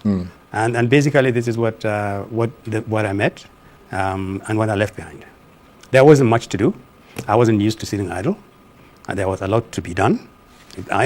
I had been involved, I could have offered my humble advice or opinion, but I wasn't. And I couldn't just be collecting salaries and just sit down doing nothing. There are two different things. The vice president, as an official recognized by the Constitution as the number two citizen, how busy he is, how active he is, what he does and what he doesn't do, substantially depends on the disposition of the president. So that's a settled issue. And President Atiku, Vice President Atiku's first time, he was incredibly busy. When they fell out, the second time he was virtually non-existent. I also worked with another president whose vice president was idle for a substantial amount of time until the president died. And then that's Jonathan and Malam Omori Raja. I think, to answer your question, the vice president's office is either busy or not busy. It entirely depends on the disposition of the president. I know that in their personal chemistry, this I know from the vice president, they have the personal chemistry between the president and the vice president is excellent. I hear this from the vice president and I believe him, sometimes almost to a fault. Inu Shettima always says how great the president is and he's a good man, he means well for this country. And sometimes on one or two occasions I've said to him, but if he's so good, I mean, how is it that we see so many of the wrong things going on? But he will defend the president with his life. I know this for a fact. But it's the way it is set up. You also need to understand, Charles, the presidency is a lot more than the president and the vice president. There are aides, very powerful aides. There are other people who intervene. They can decide whether both of them work well or they don't work well. They can decide if the number two is active or not. They can decide if the number one. rí nǹkan ọ̀rọ̀ ti tú tàbá yìí àkàrà tú epo gbogbo bí ọ̀gbẹ́ni ṣe ń sọ̀rọ̀ mo ní nǹkan ẹyọ kan lọ́kàn mi wà nínú gbogbo ohun tí ń sọ lórí ọ̀rọ̀ igbákejì nǹkan ìṣẹ́nure láàrin nọmba one àti nọmba two nǹkan ìṣẹ́nure òun náà lẹ ti gbọ́ lẹ́nu rẹ̀ yóò kàn yọ̀rọ̀ sọ ni. Ó ní láwọn agbásẹ́sẹ̀ míì àwọn tó jẹ́ olùrànlọ́wọ́ ààrẹ míì ó náà lágbára ju gbákejì lọ àníjà táwọn ará bí ń járe ó sì sọ onígbákejì ló ṣagbátẹrù bóun ṣe ń ṣiṣẹ́ fáàrẹ òun ti wá fi bẹ̀ẹ́lẹ̀ ní ìsìn mọ̀ wípé igbákejì ó mọ̀ sí kó tó fi bẹ̀ẹ́lẹ̀ kò sí sọ nǹkan kan kì í sì sọ nìkan ní ó kọ́ fi bẹ̀ẹ́lẹ̀ ní ìsìn wọ́n ti tó bí 4 yóò mọ̀ lọ 5 inú wọn ò dùn iṣẹ́ kí ni Shettima ń ṣe figurehead ni figurehead lásán ni wọn ò jẹ́ kó gbogbo eléyìí táàrẹ Tinubu ń kówó fún tán ṣe kìíní yẹn kò tẹ́ lọ́rùn òun gan fẹ́ pàṣẹ authority lágbára ju owó lọ authority ẹ̀ ń bá wà nípò àṣẹ ìmọ̀ pàṣẹ fọlọ́wọ́ ní ẹ̀ mọ̀ye àwọn tí Àbáṣà pàṣẹ fún mọ̀ye àwọn èèyàn táàrẹ Tinubu ń pàṣẹ fún lọ́wọ́lọ́wọ́ ní ìsìn pẹ̀lú owó wọn tán rá bàbà wọ́n bá ti rí number one ìyún ibi tí ọkàn rẹ̀ oríṣẹ́ rí orí ìjókòó táàrẹ jókòó síbẹ̀ lọ́kàn rẹ̀ wà ń tán ń retí gbogbo permutation wọn ni òṣìṣẹ́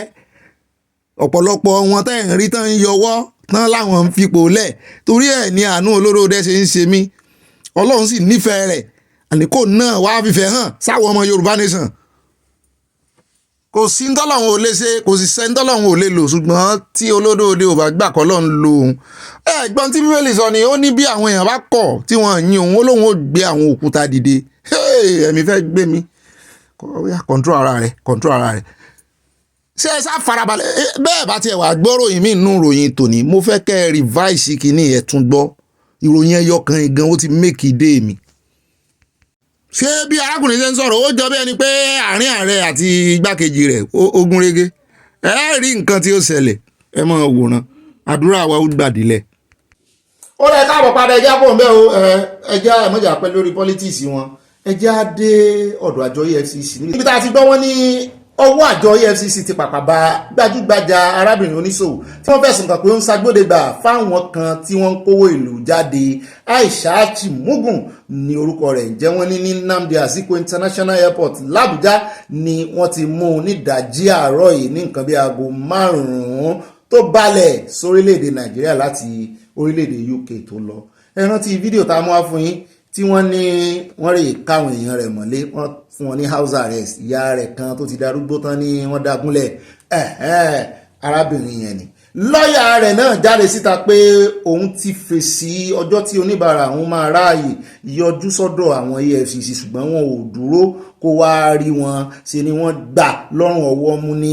nǹkan bí aago 5 àárọ̀ kùtùkùtù táìmù tí wọ́n pè rùn ìdájí kọ̀ wọ́n èèyàn nírun. Federal High Court l'Abuja lábẹ́ ìdarí adájọ́ Justice Ahi Ekwo ti pa láṣẹ fún pé kó yọjú sí ọ̀dọ̀ àwọn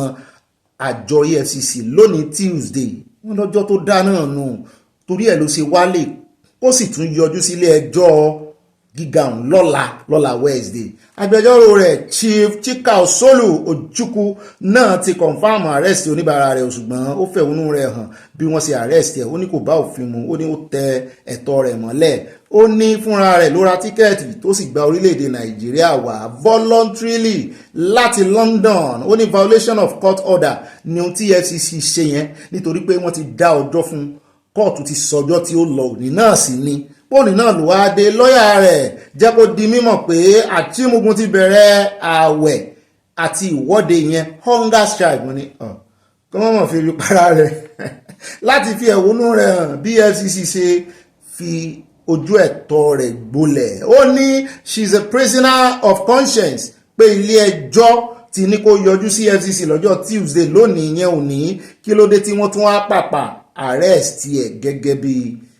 ìgbà tó bá ń arrest criminal. Ṣùgbọ́n ẹnìkan nínú àjọ EFCC tí ó ní wọn gbọ́dọ̀ dárúkọ òun torí pé òun ò lẹ́nu ọ̀rọ̀ láti sọ̀rọ̀ ṣùgbọ́n òun mọ àwọn nǹkan kan pé àwọn ti kọ́kọ́ declare wanted náà pé wọn ò sì rí kó wá. Wọ́n ní ìgbà tó sì dé táwọn gbọ́ kó dé àwọn ò lè mọ òwòrán kó mọ yan fandafanda bí ọ̀pọ̀lọ́ ti ń yan lójú ẹlẹ́gùsí ò gbọ́dọ̀ yí láta ìmásí fúgọ̀ wọn lórin Sànní Adé ni wọ́n fi dá wọn lóhùn ní asátìrí àti ẹ̀dùpẹ́ àti gbúrò bàbá Sànní Adé tán ni wọ́n ń wá tọmọ wọn kégbàjarè bó sọnù. Secondly ó ní ilé ẹjọ́ ti pa láṣẹ pé kó yọjú sáwọn lónìí ṣùgbọ́n àwọn ń ṣe iyèméjì pé ó lè wá ó lè mọ́ wá ó lè fẹ́ sá lọ ó lè fẹ́ sáré lọ rí àwọn bàbá àṣálẹ́ rẹ̀ pé tọ́wọ́ bá sì ti kan ọwọ́ àwọn ò tún mọ́ lé kiri bọ́n ṣe ń lé yàyà kiri lọ́jọ́ sí kó mọ́ bá a di wípé ẹ̀ tún lè dá obìnrin mú. wọn náà Nàìjíríà sì ti ń fi àwọn patẹ́lẹ̀. wọ́n ní kò sẹ́sùn kankan ń bẹ kí làwọn èèyàn wá fẹ̀sùn kà wọ́n fún pé if Muhammad refuse to go to the mountain will go to Muhammad pé tí Muhammad bá sì ń lọ sọ́dọ̀ mountain tí mountain ò mọ̀ tẹ́lẹ̀ tí mountain náà ti gbéra ńlé pé wọ́n lè jọ pàdé lẹ́sí ògbèjì. mo ló dáa bẹ́ẹ̀ ṣùgbọ́n bẹ́ẹ̀ ṣe wá arrest èyí ẹ fẹ́ dọ́gbọ́n detain ẹ̀yìn wọ́n ní kí n ṣe àwò mo nítorí kóòtù ti sọ wípé tí ò bá fẹ́ ṣe ara rẹ̀ rìn wá bá yín pé ọjọ́ tẹ́ ẹ bá mú kẹ́ detain yẹn ṣùgbọ́n ní ìsìn ẹ mọ̀ bóyá ó ń bọ̀ lọ́dọ̀ yín ẹ mọ ọkàn rẹ̀ sẹ́yìn ti di arínúròde olùmọ̀ràn ọkàn ni ẹ ṣe mọ̀ pé kò ní wá nígbà tẹ́ ti wá fagídí mú ní ìsìn bẹ́ẹ̀ bá délé ẹjọ́ yóò dàbí ẹni wípé kò fẹ́ sí ara rẹ̀ rìn wá ni ẹ sáfẹ́ mú pamọ́ ẹ tí ìfẹ́ fi ẹ mú sọ́wọ́ ẹ rántí ẹ̀sùn tán fi kàn án lọ́jọ́ sí ẹ rántí ẹ̀sùn tán sọ wípé òun ní ń bá wọ́n fẹ̀sùn kan ní o bó tiẹ̀ jẹ́ wípé EFCC jáde àwọn ọmọ Nàìjíríà kan ní ń gbé gbèkúgbè bọ̀dá Sanwó-Olú ò mọ nǹkan kan o wọ́n ti ní bọ̀dá Sanwó-Olú ò mọ nǹkan kan o sọ àwọn òwò báyìí bóyá yóò wà dárúkọ bóyá kò ní dárúkọ ẹ̀sùn tán fi kàn án wọ́n bá chẹ́kì àkáǹtì ẹ̀ EFCC sáàrí nǹkan kan náà sì pé tán sọ wípé owó tí wọ́n fi ṣe agbátẹrù PDP àti Labour wọ́n dárúkọ Àtìkù sí lọ́jọ́sí wọ́n dárúkọ Peter Obi sí lọ́jọ́sí tÁtìkù tètè jáde tó lóun ò gbowó lọ́wọ́ Sanwó-Olú ẹ ti rántí tíyàn kan ń gbé mistress ẹni mò ń sáwòsí mo gbé borun tó ní mistress Sanwó-Olú ẹ mọ́ tu ilé bọ̀dá Sanwó ojú kan làdà níní o ìyàwó bọ̀dá Sanwó wà lámọ̀ first lady wọ́n sì níwà tútù rí àdàbà ẹjọ́ o bọ̀dá Sanwó-Olú ò ní mistress kankan o kò sì ṣàgbọ́dẹ̀gbà ẹgbẹ́ pò ní ọ̀gá rẹ̀ ó wà ní APC ọ̀gá rẹ̀ wà ní APC bó ní ó sì wá máa náwó APC owó èkó fún kìíní wọ́n ti pa náà o akàntún ní ká tún sátẹnumọ́ rẹ̀ kó lè yé yín dáadáa kò sí lọ́dà fún wa ó dá o wọ́n sàlọ́wọ́ ti bà yóò jẹ́jọ́ o ìsìn láṣìírí ó sẹ̀wà tó àwà mọ̀ torí nígbà kan náà wọ́n ń gbé wípé ọ̀dà Sanwó-Olú náà wọ́n ń bẹ̀rù pé tán bá ṣe second term tán táwọn ìjọba wọn náà ṣe pariwo síta pé kò sí tó jọ o wọ́n ní ẹ̀ ń parọ́ mọ́ bọ̀dá Sanwó-Olú pé wọ́n lọ court pé wọ́n fẹ́ kí EFCC máwọn tán bá parí ìjọba second term pé ẹni tí ò tí ì bá ìjọba dé 2 years nínú second term ẹ̀ yóò ṣe wá mọ́ bẹ̀rù yóò ṣe wá mọ́ ti dá ìbẹ̀rù EFCC nígbà tí ò ṣe tí EFCC ó fi mú tán sọ pé bọ̀dá Sanwó-Olú náà lọ court wípé wọ́n fẹ́ lọ block EFCC lẹ̀ kó tó di pọ́n náà sí second term tán gbogbo ẹ̀ láàmọ̀ báyìí ṣùgbọ́n bọ̀dá Sanwó-Olú as far as we're concerned ọmọ ọ̀dọ̀ àgbà rere ni ẹ̀ o ẹ jọ̀ọ́ o ẹ wọ́n tànà àgbègbè gan o ẹ̀ńtẹ́ẹ̀sì náà kọ́wọ́ ẹ̀ńtẹ́ẹ̀sì fẹ̀sùn kàn wọ́n pé wọ́n ń kówó fún àwọn àti ẹ̀ wọ́n jọ tutọ́ síra wọn lójú lánàá amúròyìn wá fún yín bọ̀dá Sanwó-Olú àti Òbí ó dẹ̀ já kó ń bẹ́ o gbogbo ohun tí Àtìmùgùn bá sọ tó kọ as report ní EFCC àmọ́ jẹ́kẹ́ ẹgbẹ́ àwọn náà sì ṣèwádìí ẹjá kó mẹ́ ẹjá dọ́dọ̀ Afẹ́nifẹ́re níbi tá a ti gbọ́ wọn ní Pan Yorùbá Social Political Organization Afẹ́nifẹ́re ti ganu sí Mike lánàá ọjọ́ Ajé ọjọ́ Monday wọ́n pariwo pé òjò àti atẹ́gùn líle agbésùmọ̀mí yẹn terrorism káàkiri Nàìjíríà wọ́n ló ti ń lékè kà sí o wọ́n ní ó ti ń nípọn pàápàá jùlọ ní North East North Central àti North West regions wọ́n ní ọ̀pọ̀lọpọ̀ ní wọ́n ti pa nípa àyà kí ni ìjọba ń sì tán mójútó nínú ọ̀rọ̀ tí National Public Secretary Jàre Àjàyí Afẹ́nifẹ́re fi léde ó ní bí ìṣẹ̀lẹ̀ àwọn agbésùmọ̀mí ṣe ń lékè ń kà sí tí kò sẹ̀yìn àwọn àmúyẹ kan tó mẹ́hẹ látọwọ́ ìjọba léyìí tó ní í ṣe pẹ̀lú bí ògiri Nàìjíríà ò bá lanu aláǹgbá ò lè wọlé ó ní àwọn tó wà lẹ́yìn bí ògiri ṣe lanu táwọn agbésùmọ̀mí fi ń rojú ráàyè tán peacefully comfortably tí wọ́n ń gbé nǹkan ìjà olóró wọlé sí Nàìjíríà. Proliferation of weapons pé ó lọ́wọ́ kan àwọn òyìnbó tí wọ́n fẹ́ máa kó nǹkan àmúṣọrọ̀ inú ilẹ̀ wa àtàwọn tó ń jíkùsà wà tán wakùsà lọ́nà àìtọ́ ó tẹnu àbùkù lu àwọn Fúlàní tí wọ́n ń pòǹgbẹ láti jagun gbalẹ̀ tí wọ́n sì ń dá rògbòdìyàn sílẹ̀ káàkiri Nàìjíríà. Ó ní àtàwọn Haúsá tí wọ́n ń ṣe agbódegbà fún àwọn oníṣẹ́ bíi tán sílẹ̀kùn fólè láti wọlé sí Nàìjíríà wọ́n ní wọ́n ń wọlé láti orílẹ̀-èdè Sahel tí wọ́n sì ń dá ìjà gbígbóná sílẹ̀ láàrin àgbẹ̀ àti darandaran Fúlàní àlékún sì ń bá àwọn ọmọ ogun agbésùmọ̀mí tí kò láàánú tí kò kàwé wọ̀nyí nílẹ̀ Haúsá látàrí ètò ọrọ̀ ajé wọn tó dẹnu kọlẹ̀ láti di àìríṣe ìyàmú wọn àìní ìtọ́jú fáwọn ọmọ wọn gbogbo ọmọ ló ti di àlùmọ́jèrè ó ní in identifying the root causes of insecurity it is clear that wide expanses of ungoverned land porous northern borders the proliferation of weapons and weak institutional capacity all play critical roles. Bọ̀dá Àjàyí ló sọ bẹ́ẹ̀ mo nígbà yìí láàárọ̀ yín ibi ń tà ń pariwo náà nìyẹn èyí náà sẹ́wà amógbá ayé ṣe é rí ohun lórí Nàìjíríà mọ́ tanra wọn o wọ́n máa ń tanra wọn gan ni gbogbo ayé ló ti mọ iṣẹ́ bí Fúlàní dáradára gbàtàn wá mọ iṣẹ́ bí wọn tán náà àwọn náà wà ń fún yín kọ̀ǹdísàn ẹ̀wọ̀n tó ṣẹlẹ̀ ní Benue ìlànà tán láwọn ṣe peace talk láàrin Miyetti Allah àtàwọn farmers wọ́n lòun ló jẹ́ kí ìpànìyàn lékè nǹkan bẹ́ẹ̀ kó gara ṣùgbọ́n ní ìsìtàn tí wàá ṣe peace talk pé gbogbo ẹ̀ ó wálẹ̀ tẹ̀ ń pariwo ṣé nàìjíríà nìkan ni gàmbá tí wọ́n ṣẹlẹ̀ ní wọ́n mú jẹ̀yàn nàìjíríà wọ́n mú USA tẹ̀yìn wà mọ̀jẹ̀ sọ̀rọ̀ sí yí bàbá ẹ̀ mọ́ bóyá ká ní báyìí ní USA ṣe ń tírìtì àwọn agbésùmọ̀mí àwọn terrorist ká ní báyìí ní USA ṣe ń tírìtì wọn sí ẹ̀yin ò ní ìfọ̀kànbalẹ̀ níbi tẹ́ wà ẹ́ ó dá ẹja pọ̀ mẹ́wàá ẹja dé nínú ìròyìn iná tán mú lọ ní Spain up nepa wọ́n ti múná lọ again ó ga o wọ́n ní wọ́n múná lọ ní Europe lánàá o ní Portugal àti Spain wọ́n ní wọ́n wà nínú òkùnkùn mọ́júmọ́ kẹlẹ́lẹ́ ni o ó ṣàjèjì sí wọn mo ti gbọ́ pé àwọn ọmọ Nàìjíríà kan tó wà ń bẹ́ẹ̀ nígbà tó ṣẹlẹ̀ wọ́n ní wọ́n kàn ń fi wọ́n pa wẹ̀ẹ́dẹ́ ni pé kí lójú òrìrí sí o wọ́n ní kí lójú òrìrí ẹ̀yin ò mọ nǹkan kan ọjọ́ kan ṣoṣo wà Nàìjíríà fẹnu fẹ́ra bí abẹ̀bẹ̀ ó mú mi rántí ọmọ kan tó wálé lọ́jọ́ sí tán mú wálé láti ìlú òyìnbó ẹgbẹ́ ìyá rẹ̀ inú léwé dú lọ́wọ́ ni o ló bá fi gbé parí ojú òun ti fọ́ o òun ò ríran mọ́ o wọ́n múná lọ ni o ọmọ òrí náà ti múná lọ rí ní ẹ̀gbọ́n ìyá rẹ̀ bá sá kìjàkìjà pé ẹjọ́ ẹgbà mí o gbogbo tó wà lọ́kàn ẹ̀gbọ́n ìyá rẹ̀ ni wípé kọ́mọ́ ti ẹ̀pọ̀ ńlá jẹ́ wọn àti ìyá rẹ̀ tó jábúrò òun ṣe é parí ìjà ni ìmọ̀ wá Nàìjíríà tẹ́lẹ̀ tí ìdọ́dọ̀ àwọn ìríra ṣùgbọ́n àti ẹ̀ wá parí ìjà àwọn ojú àtòrun làwọn àwọn ìkòlà ọmọ ìyá kan náà ọmọ bàbá kan náà àwọn tún wá parí ìjà ó mú ọmọ wá Nàìjíríà tó bí ìlú òyìnbó for the first time ọmọ yẹn sì láìkí ewédú àtàmàlà òun nù lọ́wọ́ lọ́mọ pariwo ojú òun fọ́ sóhun ò ṣe wọn ní mò ń lájẹ pé àṣẹ ẹ̀dẹ̀ wá wálé ni náà bá ń fàtẹ́gùn sọmọ lójú wọ́n ń bomi sí ojú ẹ̀ mọ̀ ń yọ mi lóòótọ́ pẹ̀rẹ̀pẹ̀rẹ̀ láàrin bí ìṣẹ́jú mẹ́wàá wọ́n sàmúná dé fáànù náà ń fẹ́ ẹnlọmọ bá rárá ń lajú díẹ̀díẹ̀ pé I'm getting to see now ohun tí ń ríran ìyá rẹ̀ náà wá pariwo pé ìwọ ọmọ yìí ó sì dẹ́rù bá wọn ní ẹ̀gbọ́n ìyá rẹ̀ náà ló ń fọwọ́ balẹ̀ ní fi gbáyà àyà mi ó padà wá gbowó wá dọmọ mo dúpẹ́ lọ́wọ́ Ọlọ́run tán òun mi lájẹ́ ó ṣàjèjì sọmọ ọlọ́mọ ọmọ Nàìjíríà náà kùnkùn ìbọn lẹ́rú irú àwa ilé ìsìlọ́pù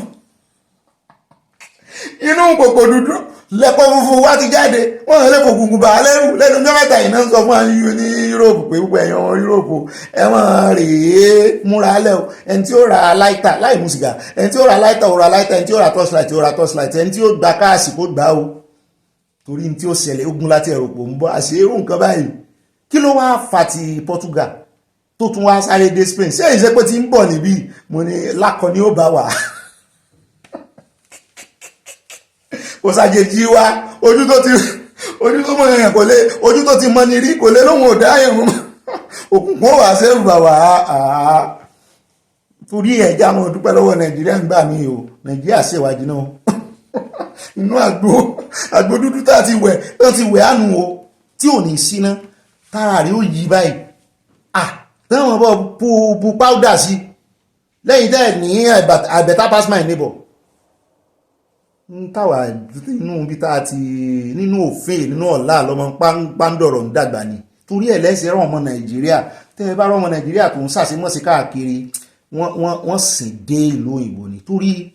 Nàìjíríà ti bí ò ṣe dá yẹn náà ó ti prepare wa nǹkan rere nǹkan ẹyọkan rere tí mo rí pé Nàìjíríà sì fún kìnnìún Nàìjíríà ti prepare ẹ bó o ṣe lè bí ìgbà tó wà lójú ogun ni ìwọ tó bá ti yèbọn Nàìjíríà kó síbi tí ilẹ̀ yòókù ilẹ̀ ọ̀wọ̀ ní fún iná wọ́n wà múná lọ tí ìbá ti ṣe inú òtútù bí kò sí tí náà fẹ́ dá lára fún mi iná ìmọ́lẹ̀ kìíní wọ́n switch ọpọlọ mi sí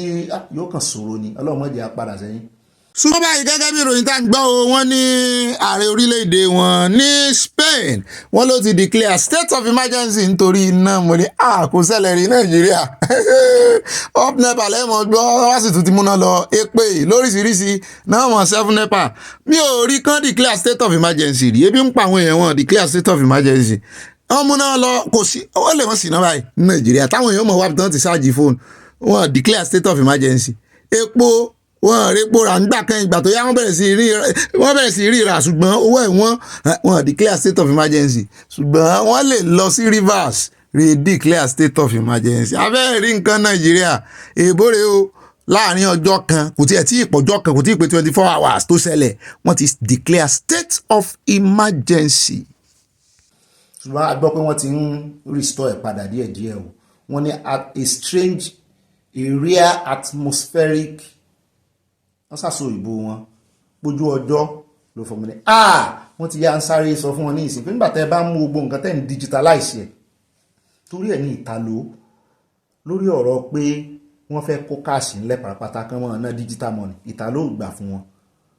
ìtàló lágídí gan láàrin gbogbo Europe wọn gbà fún wọn bó lẹ́sẹ̀ ní kàn kó owó ó débì kan wọ́n máa sọ fún ẹ tó o bá ti rajà débì kan ó lè ná ìke ó níbi tó rajà dé tí wàá fi ná ke bá a mú káàsì kí n fojú mi rí báyìí wọ́n máa ń pè wọ́n ní hold pé wọ́n wà jẹ́ ń fojú torí àwọn máa fi ọjọ́ tí digital ó dẹnu kọlẹ̀ bá a ṣe gbọ́ ní Spain lánàá báyìí wọ́n láwọn èèyàn ò lè gbowó wọ́n láwọn èèyàn fẹ́ lọ ra nǹkan ní supermarket wọ́n gba káàdì lọ́wọ́ wọn káàdì la sì ná jù ní supermarket nítorí kò sí ná kí nǹkan mọ́ lọ dàrú bí rọ́bọ̀tì ní nǹkan tí wọ́n ti ṣètò ẹ̀ wọ́n dùn torí ẹ̀ ní òyìnbó ṣe dùn jà lólè torí kó tó lè mọ̀ pé ó ti jàun lólè fígọ̀ ni ó mọ̀ rí òní mọ̀ pé owó gangan tó jẹ́ value wọ́n ti kó lọ́nà àkáǹtì fígọ̀ yẹn lòun ó mọ̀ rí wọ́n sì ọ̀nà kan náà ní straight bó ṣe ń wọ́ọ̀kì fún wọn nídìí èyí digital náà ní ìṣòro rẹ̀ àti mẹ́nubà AI lẹ́ẹ̀kan AI ní ìṣòro tiẹ̀ náà o lọ́rọ̀ kan wọ́n ní wọ́n ti ń gbìyànjú àti restore torí gbogbo Spain ní òní náà lánàá